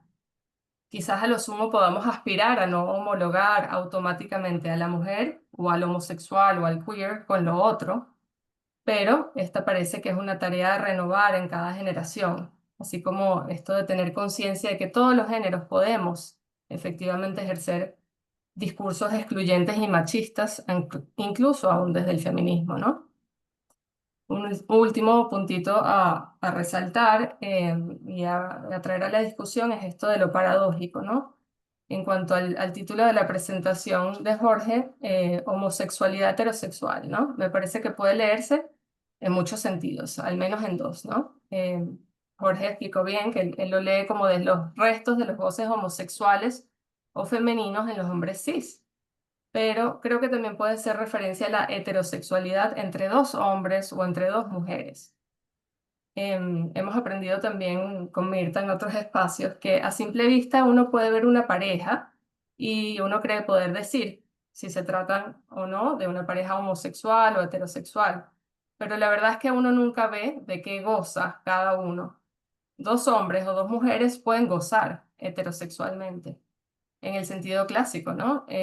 Uno en posición femenina y otro masculina, pero de la misma manera una pareja aparentemente heterosexual puede gozar también homosexualmente. Ambos sujetos a goces predominantemente fálicos, de placer de órgano. Entonces, en este punto creo que podemos pensar, preguntarnos hoy, ¿no? Si el goce en pareja, el goce con un otro, no siempre implica un goce hetero, pues siempre estamos inevitablemente ante un otro radicalmente diferente de quien cuyo goce no puedo saber o no puedo acceder totalmente. De ahí, bueno, el eterno malestar en nuestra sexualidad o lo imposible de la relación sexual. Entonces, me gustaría retomar esto que Jorge trae como ahondar en lo que Jorge nombra y cuestiona como homosexual. ¿Qué es lo que realmente entendemos como lo homosexual? Si esta distinción no podríamos ampliarla, pensarla en la siempre fallida relación sexual entre goces de diversos tipos, ¿no? Goces masturbatorios en relación a uno mismo, lo igual sería más esto, goces heteros, ajenos o femeninos, y los goces fálicos o de dominio, ¿no? Esto que él trae como los flujos libidinales subterráneos, oscuros, para mí inevitablemente los asociaba al continente negro y los escucho entonces como voces no todos fálicos, difusos por el cuerpo, por las mucosas, a los que se teme, por lo cercano a la locura, a lo ilimitado, a esto de lo que no se puede hablar.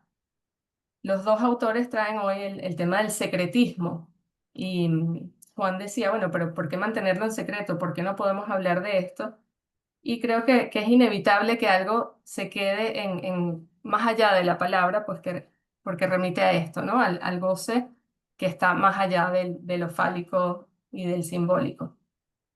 Y bueno, para cerrar, es como me gustaría resaltar esta idea que los dos muestran que tanto Juan de la Cruz y Edward Luis muestran que no hay que ser mujer para poder acceder al goce femenino. Entonces, bueno, con estas ideas abrimos espacio entonces a la discusión, a ver cómo se presenta, ¿no? Si entre el público o entre los presentadores.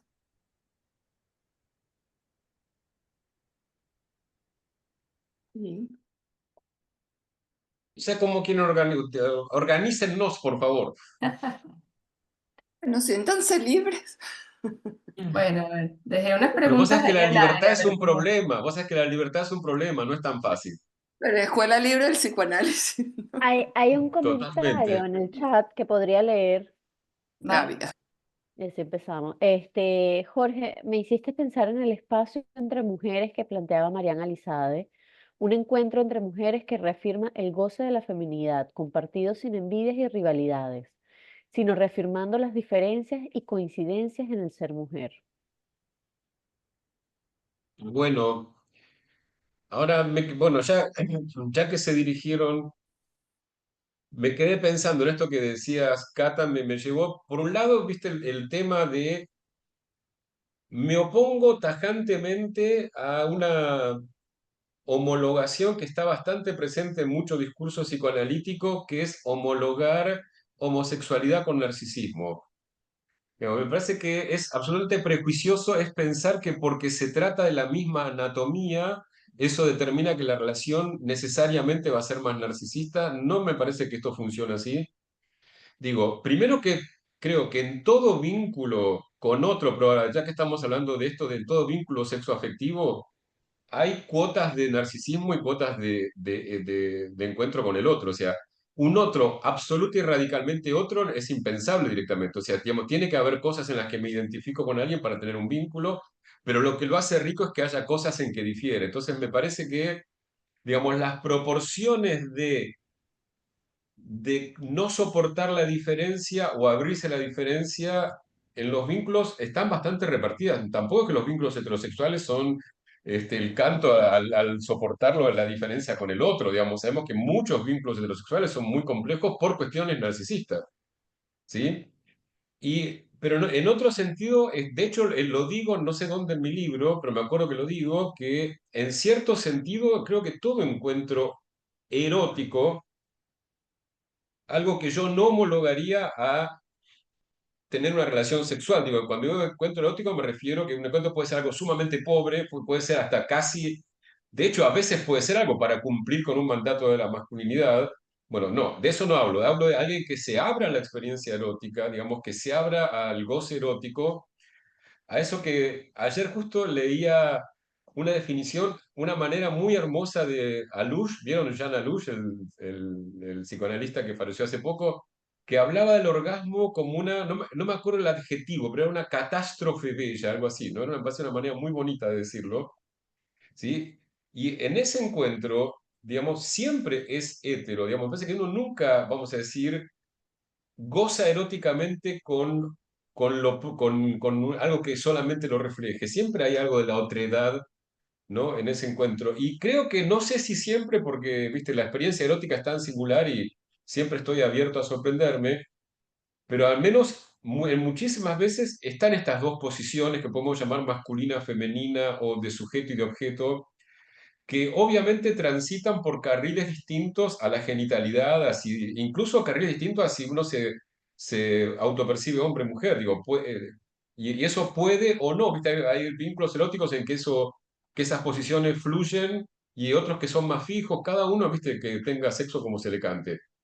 Pero sí, me parece que hay ahí un juego, digamos, donde la experiencia erótica, cuando es experiencia erótica, realmente es, digo, porque también hay un lado narcisista del erotismo, ¿no? El lado, por ejemplo, de ir a contar a los amigos las hazañas eróticas, es un lado muy, muy narcisista, pero cuando yo hablo de la experiencia erótica, si quieren en términos de lo que algo que lo expresa tan hermosamente Georges Bataille en ese libro increíble que es El erotismo, que es un libro que recomiendo muchísimo, ¿no? Donde habla de la experiencia erótica como algo que sitúa en el campo de lo sagrado. Me parece que realmente es la forma que me gusta pensarlo. Y solo una cosita más para no robar mucho el micrófono, pero lo de la virginidad que trajo Juan y que vos retomaste, Cata, bueno, a mí me parece que también es interesante pensar que nada desaparece del todo, digo, porque la virginidad está bien, digamos, ya no es condición, digamos, no es lo que hace caer en lo propio a una mujer en muchos contextos, ¿eh? No dudaría que en algunos contextos muy católicos siga siendo una condición valorada,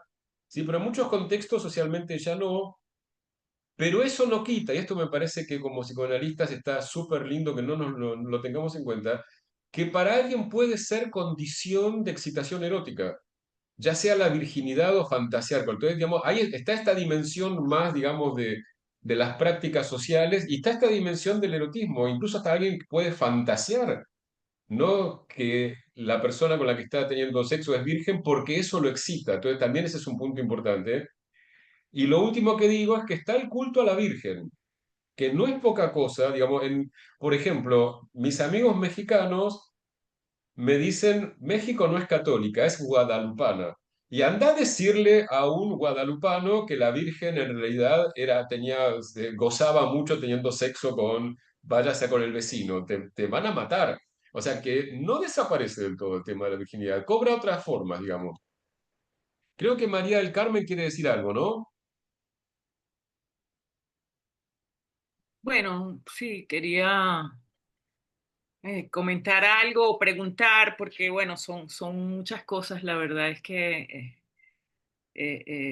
toma tiempo ir procesando todo eso, pero me quedé con algo que decía Juan Eduardo, que quería también como que nos ampliara un poco, me quedé pensando en esto que él dice de que la envidia del pene es un fantasma del hombre, y si no entendí mal, que entonces ese miedo del hombre hacia la mujer tendría que ver también con...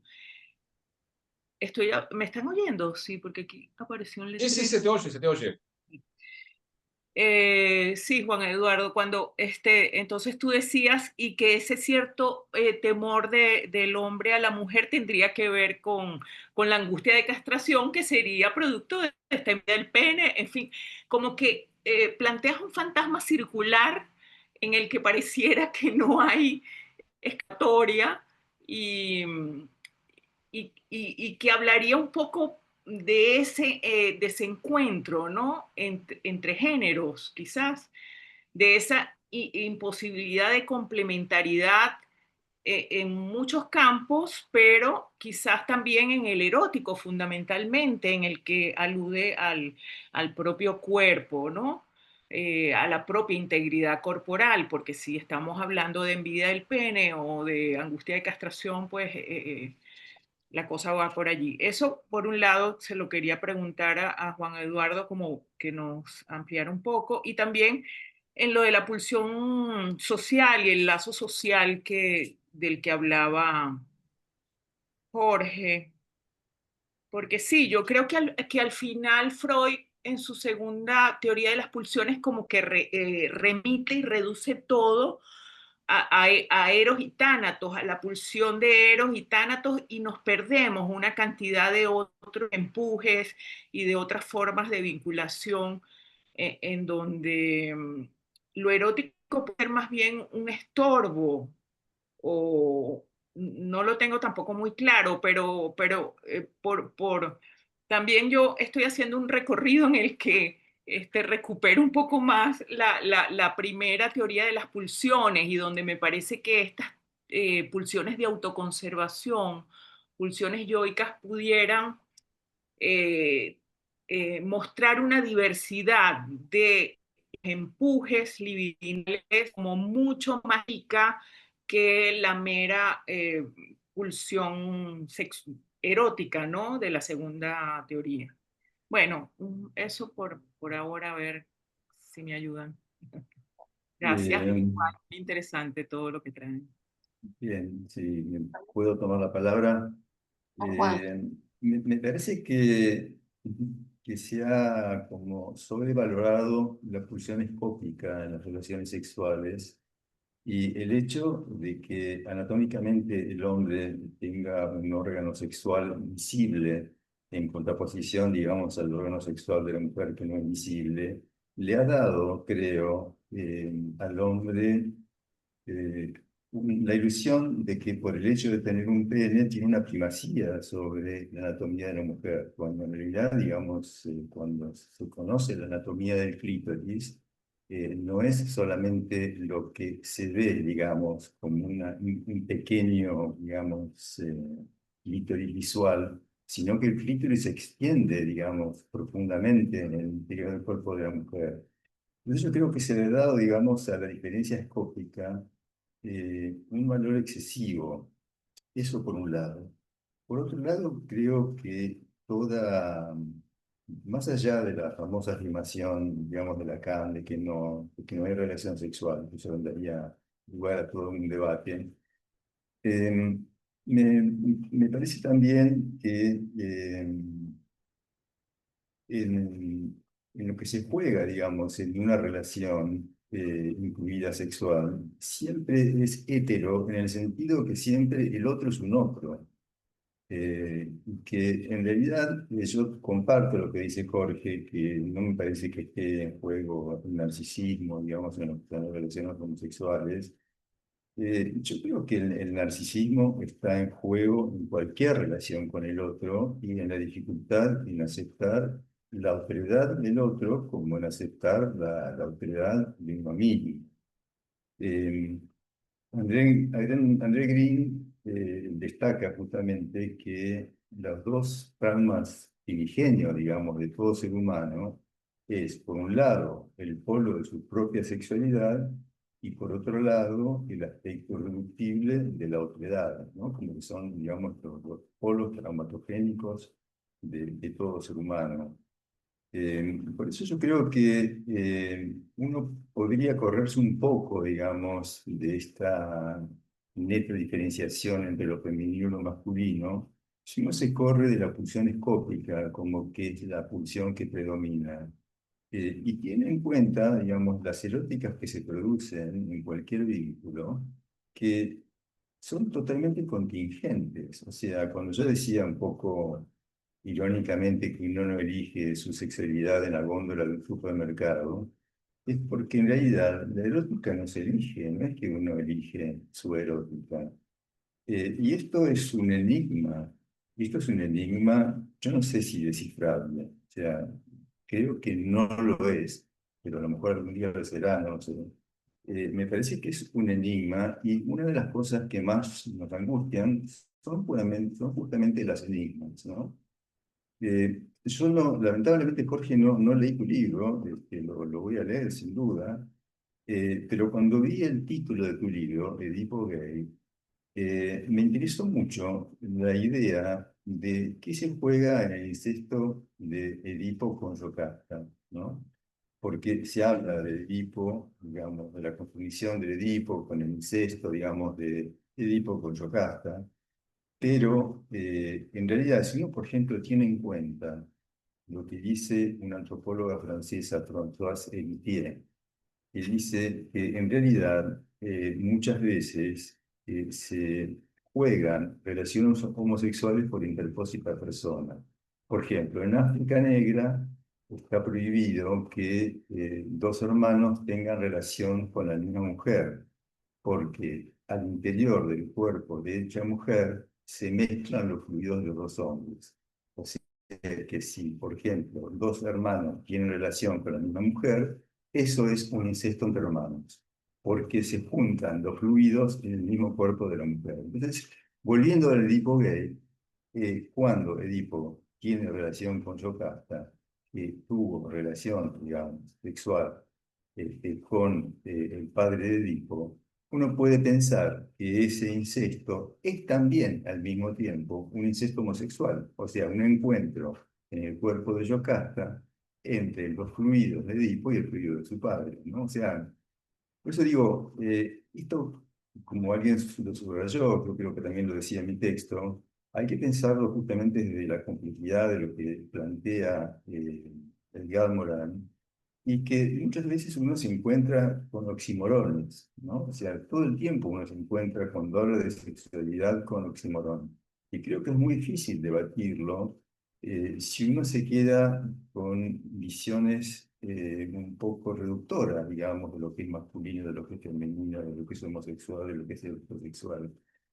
Hasta podría, y esto lo largo así de manera un poco cruda, ¿por qué no seríamos todos bisexuales? No solamente psíquicos, ¿no? Sino ¿por qué no podríamos ser todos bisexuales? ¿Y qué es lo que en algunas personas esto se reprime y en otras no? Eso sería como una pregunta que dejo abierta. Muy interesante lo que traes de la conexión con Edipo. Igual ya te aviso que mi libro no va por ese lado, pero igual lo tomo. Bueno, además está el antecedente de Layo que había, no me acuerdo cómo se llamaba, que él abusa de un pibito y que Sí, sí, ahí no me acuerdo cómo se llama ahora. pedófilo, sí, sí. Sí, sí. O sea, el padre de Layo ha sido pedófilo. Exactamente. No, Layo mismo o era el padre. Bueno, no me acuerdo, pero hay un antecedente exacto de el haber padre, abusado de un pibito, sí, sí. sí, En sí, términos nuestros, digamos, nosotros diríamos que abusó de ese sí, pibito. sí. Bueno, pero digo algo muy chiquito en relación a lo que decías, María del Carmen, para darle lugar a Claudia, porque no nos queda mucho tiempo. Yo diría esto respecto de la parte en que me incluiste en tu comentario. Sí, por supuesto, el erotismo es perturbador, el erotismo siempre viene a, lo voy a decir en argentino, armar quilombo, no sé cómo se dirá eso en Venezuela, ¿no? Pero Burdel, viene a armar burdel. quilombo. Lo que yo, ¿saben qué es lo que yo creo que está a la altura de lo que yo espero de un psicoanálisis? Que digamos, y está perfecto así, o sea, no es que ese es un problema que hay que solucionar, lo que hay que en todo caso es ver cómo cada uno lidia con esa perturbación llamada erotismo. Mm, Digamos, creo que Kat había nombrado que hay cierto feminismo, no todo, porque el feminismo también es un campo muy complejo, que quiere domesticar ese erotismo, entonces quiere abolir la prostitución, quiere, digamos, le parece que uno solo podría gozar en una escena masoquista si está enfermo por el patriarcado, y la verdad que no solamente que yo no creo que eso suceda, no lo desearía, digamos, me parece que justamente la función que cumple el erotismo es permitir esos otros goces, ¿no? Darles un espacio, como diría Bataille Sagrado, y me parece que si hay algo que tiene fantástico el psicoanálisis cuando está a la altura de sus posibilidades, es de alojar esa perturbación erótica, no domesticarla, no mucho menos convertirla en algo sano, normal y bueno. Digamos, hay algo del mal en el erotismo. Voy a decir alguna frase paradójica, y está muy bien que haya que eso del mal. Siempre recomiendo mucho porque es una cosa cortita, muy graciosa y sin embargo es fabulosa. No sé si lo han visto, hay un video de un grupo, de unos cómicos de acá que se llama Cualca, que se llama Un mundo donde el sexo no fuera tabú. Y ahí, digamos, de una manera genial, porque te reís mucho, te queda claro que el tabú es inherente a lo erótico y que está muy bien, pero bueno, eso genera que no es cualquier cosa en la vida de los seres humanos. Bueno, tenemos a Claudia y a Adis, en Sí, ese orden. modera y todo, Jorge. Me encanta. Sí. Claudia, te Yo escuchamos. porque Bueno, no soporto, viste, que falte directiva. bueno, me parece que las dos intervenciones de Juan Eduardo y Jorge nos dejan muchísimo para pensar y lo que estuvo diciendo Cata también con todas estas complejidades y yo un poco me quedé con esa última frase impactante de Juan Eduardo, lo de la frecuencia de los feminicidios y recientemente en Francia hubo un juicio muy importante con una actitud de una mujer muy valiente, Gisette Bellicot, que su esposo empezó a, después que tenían muchos años de casados, con familia, etcétera, empezó a adormecerla, a drogarla y a invitar a otros hombres a venir a violar a su esposa Ujú. y él después lo filmaba. O sea, ahí está toda la pulsión escópica, ahí está todo el universo pulsional en juego. Pero yo me preguntaba que en el tema de la masculinidad, ¿por qué necesitó adormecer a su mujer y ver a otros hombres? Esto que introduce Jorge con la homosexualidad en la heterosexualidad, tenía que ver a otros hombres gozar de su mujer y filmarlos, pero adormeciendo a la mujer, ¿no? Pensaba en los talibanes radicales que tienen que forrar el cuerpo de la mujer, ocultarlo, ¿no? Ese miedo a la mujer y a lo femenino, miedo al deseo femenino en nuestras civilizaciones occidentales,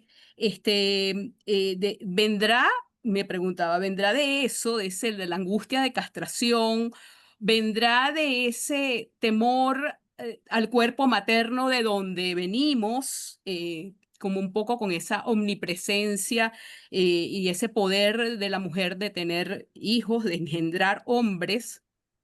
Y pensaba también en la importancia de la reivindicación de la ternura en las formas contemporáneas de la masculinidad. O sea, cómo ternura se ha homologado a debilidad y sin embargo ternura es una de las cosas que aparece con más profundidad en los vínculos entre las parejas, homosexuales o heterosexuales, pero que haya la ternura versus la violencia, porque también he visto, y también en mis pacientes homosexuales, que cuando salen del closet, se exponen a situaciones de una violencia y de unos niveles de riesgo, como que hubiese un poco eso que Jorge trajo en el libro de este autor francés del autoodio. O sea, es como que haberse atrevido a finalmente dar el paso para ser homosexuales, tuviera como precio un riesgo y un autocastigo, ¿no? Después, cuando ya van aceptando mucho más su homosexualidad, son capaces de tener relaciones de pareja más estables donde aparece la ternura y no la violencia como forma de vínculo. Entonces, bueno, quería un poco ver si podíamos pensar en eso, en la ternura como parte del vínculo que no es la violencia y que de alguna manera rescata a los sujetos del temor de ser aniquilado por el otro.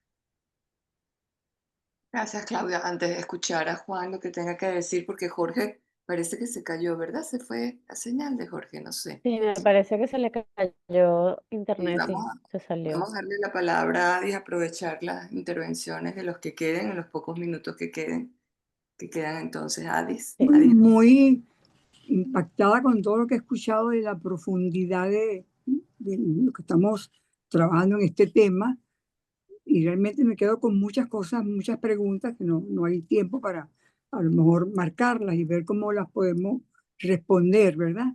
Excelente las ponencias, todos los que han intervenido. A mí me da vueltas lo perverso. Yo me quedo preguntando, ahora ese lugar desaparece, lo perverso, ¿no? Porque ya no sería lo perverso como antes se nombraban a las homosexualidades, sino lo perverso que a mí me gusta, y lo repito mucho, lo de Meltzer, Donald Meltzer. Lo perverso como hacer pasar por bueno lo que no es, según nuestras teorías, ¿verdad? Porque hay así como un camino, independientemente de lo psicoanalítico, vamos a los sociológicos, de lo que vemos de la apertura a la homosexualidad, pero sin la profundidad de lo que eso representa, ¿no? La liviandad con todos los actos que podamos hacer, como que todo vale. Entonces, yo pienso que se está dejando colar lo perverso justamente en a lo mejor silenciar, bueno, lo que ahorita estaba contando Claudia, ¿no? Como, fíjense lo perverso que está en esta cosa de, yo creo que lo pone este señor, este caso que trae Claudia, en dormir a la mujer, ¿no? ¿Qué estamos silenciando de lo adecuado o no en las sexualidades? O es todo vale, o sea, ¿cómo ponernos a pensar en la definición de nuestra esencia, y dónde estaría entonces lo que uno trabaja, dónde está estar en lo adecuado de lo que uno es, que al final sería lo que uno desearía es ser quien uno es. Bueno, era eso, y felicitar. A ver. Gracias, Adis Mari Gracias, Carmen. Ade. No sé si Gabriela, que yo quería decir una cosa pequeña, pero Gabriela, tú que no has hablado quizás... No, si quieres, di la opinión también. No, bueno, que me quedé pensando, lástima que no está Jorge Reuter, en cómo las sociedades también tramitan todo este tema de la erótica y los rituales sociales, que en Venezuela en realidad el fútbol, por ejemplo, no es el deporte más popular, entonces es el béisbol.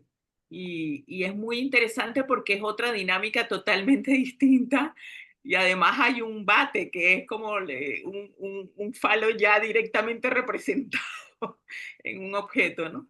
Entonces, ¿qué diferencias habría allí? Yo no dudo que los vestuarios de los equipos de béisbol no se den dinámicas parecidas a las del fútbol, pero me parece que la presentación es distinta, y quizás eso habla también de cómo van tramitando las sociedades culturalmente sus angustias eróticas. Y lo otro es que en Venezuela armar quilombo se dice muy frecuentemente como armar peo. Peo, que no sé cómo definirlo, pero entiendo que que no haga falta definirlo, ¿no? Entonces, muy interesante ¿Qué es también. peo? ¿Ah? Pedo en Argentina. Pedo. Ah, mm, Entonces aquí cuando alguien quiere generar problemas, arma peo. como en México, claro. Gaby, Sí, no, muy brevemente, bueno, y agradecerle a Juan y a Jorge, realmente maravilloso escucharlo, ¿no? Y deja mucho que pensar, provoca organizar otro encuentro para seguir debatiendo este tema que además, bueno, muy actual y muy complejo. Pero bueno, quería como rescatar dos cosas que me parecen importantes porque lo escucho con mucha frecuencia, ¿no? De cómo cuestionar o pensar la idea de la masculinidad con mayúscula, con M mayúscula, y de construirlo a las masculinidades, genera también un gran terror en justamente, y pienso en todo lo que nos decía Jorge, ¿no?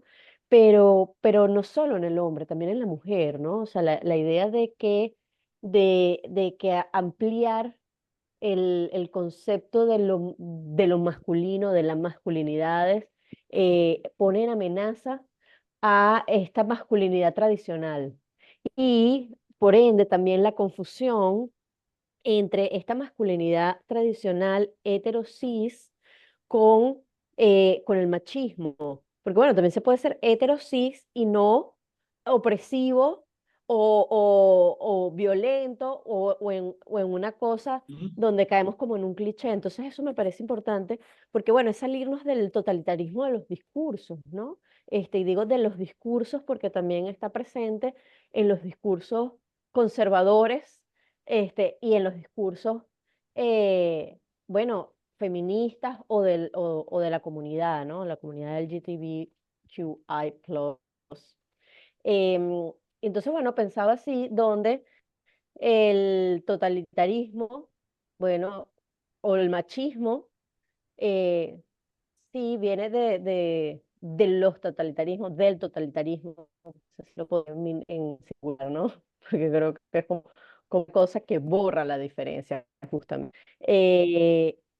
Pero bueno, después pensaba, porque estoy como más en un momento pesimista de la humanidad con todo lo que pasa, decía, bueno, al final también yo en un trabajo que presenté el año pasado proponía la idea de la pulsión de poder que venía bueno, agarrando esta pulsión de dominio, que era una pulsión parcial para Freud, pero bueno, pensaba en la idea de pulsión de poder, es, bueno, lo inevitable del malestar sexual y lo inevitable de la pulsión de poder en este deseo opresivo y violento en todos, ¿no? O sea, de cómo tolerar el malestar sexual y cómo eh, sublimar lo opresivo y violento en todo, porque bueno, lo vemos, ¿no? O sea, vemos cómo uno puede ser feminista o cómo uno puede estar en un discurso, bueno, aparentemente más abierto a la diversidad, pero donde desde esa diversidad, bueno, no realmente unificamos, ¿no? Y totalitarizamos lo que hay que hacer. Pensando incluso en donde la homosexualidad también puede tener como, bueno, bueno, nada, voy a traer en un libro que me parece fabuloso, de una escritora inglesa que se llama Una corta historia de la mujer queer y donde entonces, bueno, muestra claramente cómo la opresión y el dominio ha circulado en todos los ámbitos este, de este malestar sexual. Y lo otro, Jorge, que evidentemente pensé inmediatamente cuando te escuchaba, era en la película de Cuarón y Tu mamá también. Si no la han visto, bueno, después de escuchar a Jorge, vean la película y creo que es fabulosa para pensar en esto también, ¿no? Ay, es una gran película. muy buena, claro, interesante. Gaby, gracias Bueno, porque de verdad tienes razón cuando dices que, bueno, nos deja muchas interrogantes, muchas ganas de seguir investigando, nos deja con eros toda esta discusión, ¿no? Mucho eros. Y como decía Jorge, que el eros se contagia, ¿no? Esto me parece una idea fabulosa Ujú. también. es contagioso, pero para seguir pensando y abrir otra oportunidad. Fíjense que se pensaba, bueno, se da muchas vueltas al continente negro, de la mujer, lo femenino, pero cómo realmente el enigma de los sexos, lo que decía y mencionaba y recordaba Juan, pues recorre y se desliza a través de los tiempos, ¿no? De los sexos, el enigma. Y yo diría que no solamente tolerar el malestar, Gaby, sino también albergarlo, porque es una paradoja continuamente, ¿no? Por la que estamos atravesados. Saber del deseo, hasta dónde, en los límites del deseo, el deseo mandatorio, porque si es invisible, o las relaciones de poder, se invisibiliza el deseo, invisibiliza el deseo del otro, o se huye del deseo del otro, temido, el homosexual o el de la mujer, bueno, también el deseo como que manda y empuja, ¿no? Sí, sí, sí nos posee de alguna manera. Así que bueno, no sé si quieren decir algo ustedes como para... Yo quería solamente retomar la intervención que hicieron sobre la palabra perversión, porque me parece que la perversión ha cambiado muchísimo de su concepción. Durante mucho tiempo se pensó la perversión en función de la elección de objeto sexual, digamos. Yo creo que eso ya Joy McDougall en su libro sobre las neosexualidades, que en realidad no es que tuviera mucho de neo, pero ella destacaba que ella reservaría, y yo comparto tu opinión, la perversión solamente para los violadores, ya sean de adultos o de niños, y que el resto de las sexualidades posibles que puedan ser vividas entre dos adultos consintientes no califican como perversión, sino que califican como diversidad de distintas sexualidades, ¿no? Hay un libro, no recuerdo el autor ahora en Argentina, que se llama Un cuerpo, mil sexualidades, ¿no? En donde, digamos, un fetichista, por ejemplo, que tiene una relación con un zapato, con una trenza, se la considera una perversión, pero en realidad no hace mal a nadie, digamos, siempre y cuando no mate a la persona. O sea, yo por eso, yo creo que hay que revisar también la noción de perversión, ¿no? Que en general ha tenido históricamente una connotación moralista, y creo que correrse de esa postura. Juan, justamente yo también escribí aquí, bueno, escribí Joyce McDougall cuando escuché a Addis, porque bueno, sí, en efecto, lo que ella dice es en el libro Neosexualidades, creo que, donde ella dice, bueno, que bajo su perspectiva, bueno, la perversión se remite solo al acto sexual no consensuado. O sea, cuando el otro no da consenso en esa actividad sexual, eso es lo que para ella perversión, que del resto es fabuloso lo que dice, ¿no? Que del resto tenemos nosotros mismos que revisar nuestros propios tabús y prejuicios en relación a la sexualidad para poder calificar algo de perverso, ¿no? Jorge, ¿quieres agregar algo? Bueno, un gusto enorme haber participado, haber tenido este encuentro. Un gusto, Juan, conocerte así, digamos, no en persona, pero algo aproximado. Y bueno, siempre es mejor quedarse con las ganas que sentir que fue demasiado largo. Así que es fantástico que nos quedemos con ganas. Gracias a ustedes, la verdad que ha sido un placer enorme tenerlos en casa, como decía al principio, y bueno, a seguir pensando, son temas que son inagotables, ¿no? Para seguir reflexionando y puntadas, hilos para seguir hilvanando. Así que una mañana especial, con muchas Muchísimas buenas gracias. noticias además. Gracias a todos. Gracias. Muchas gracias a Gracias. todos. Gracias, Gracias. gracias. Gracias. Hasta luego. Hasta luego. Hello.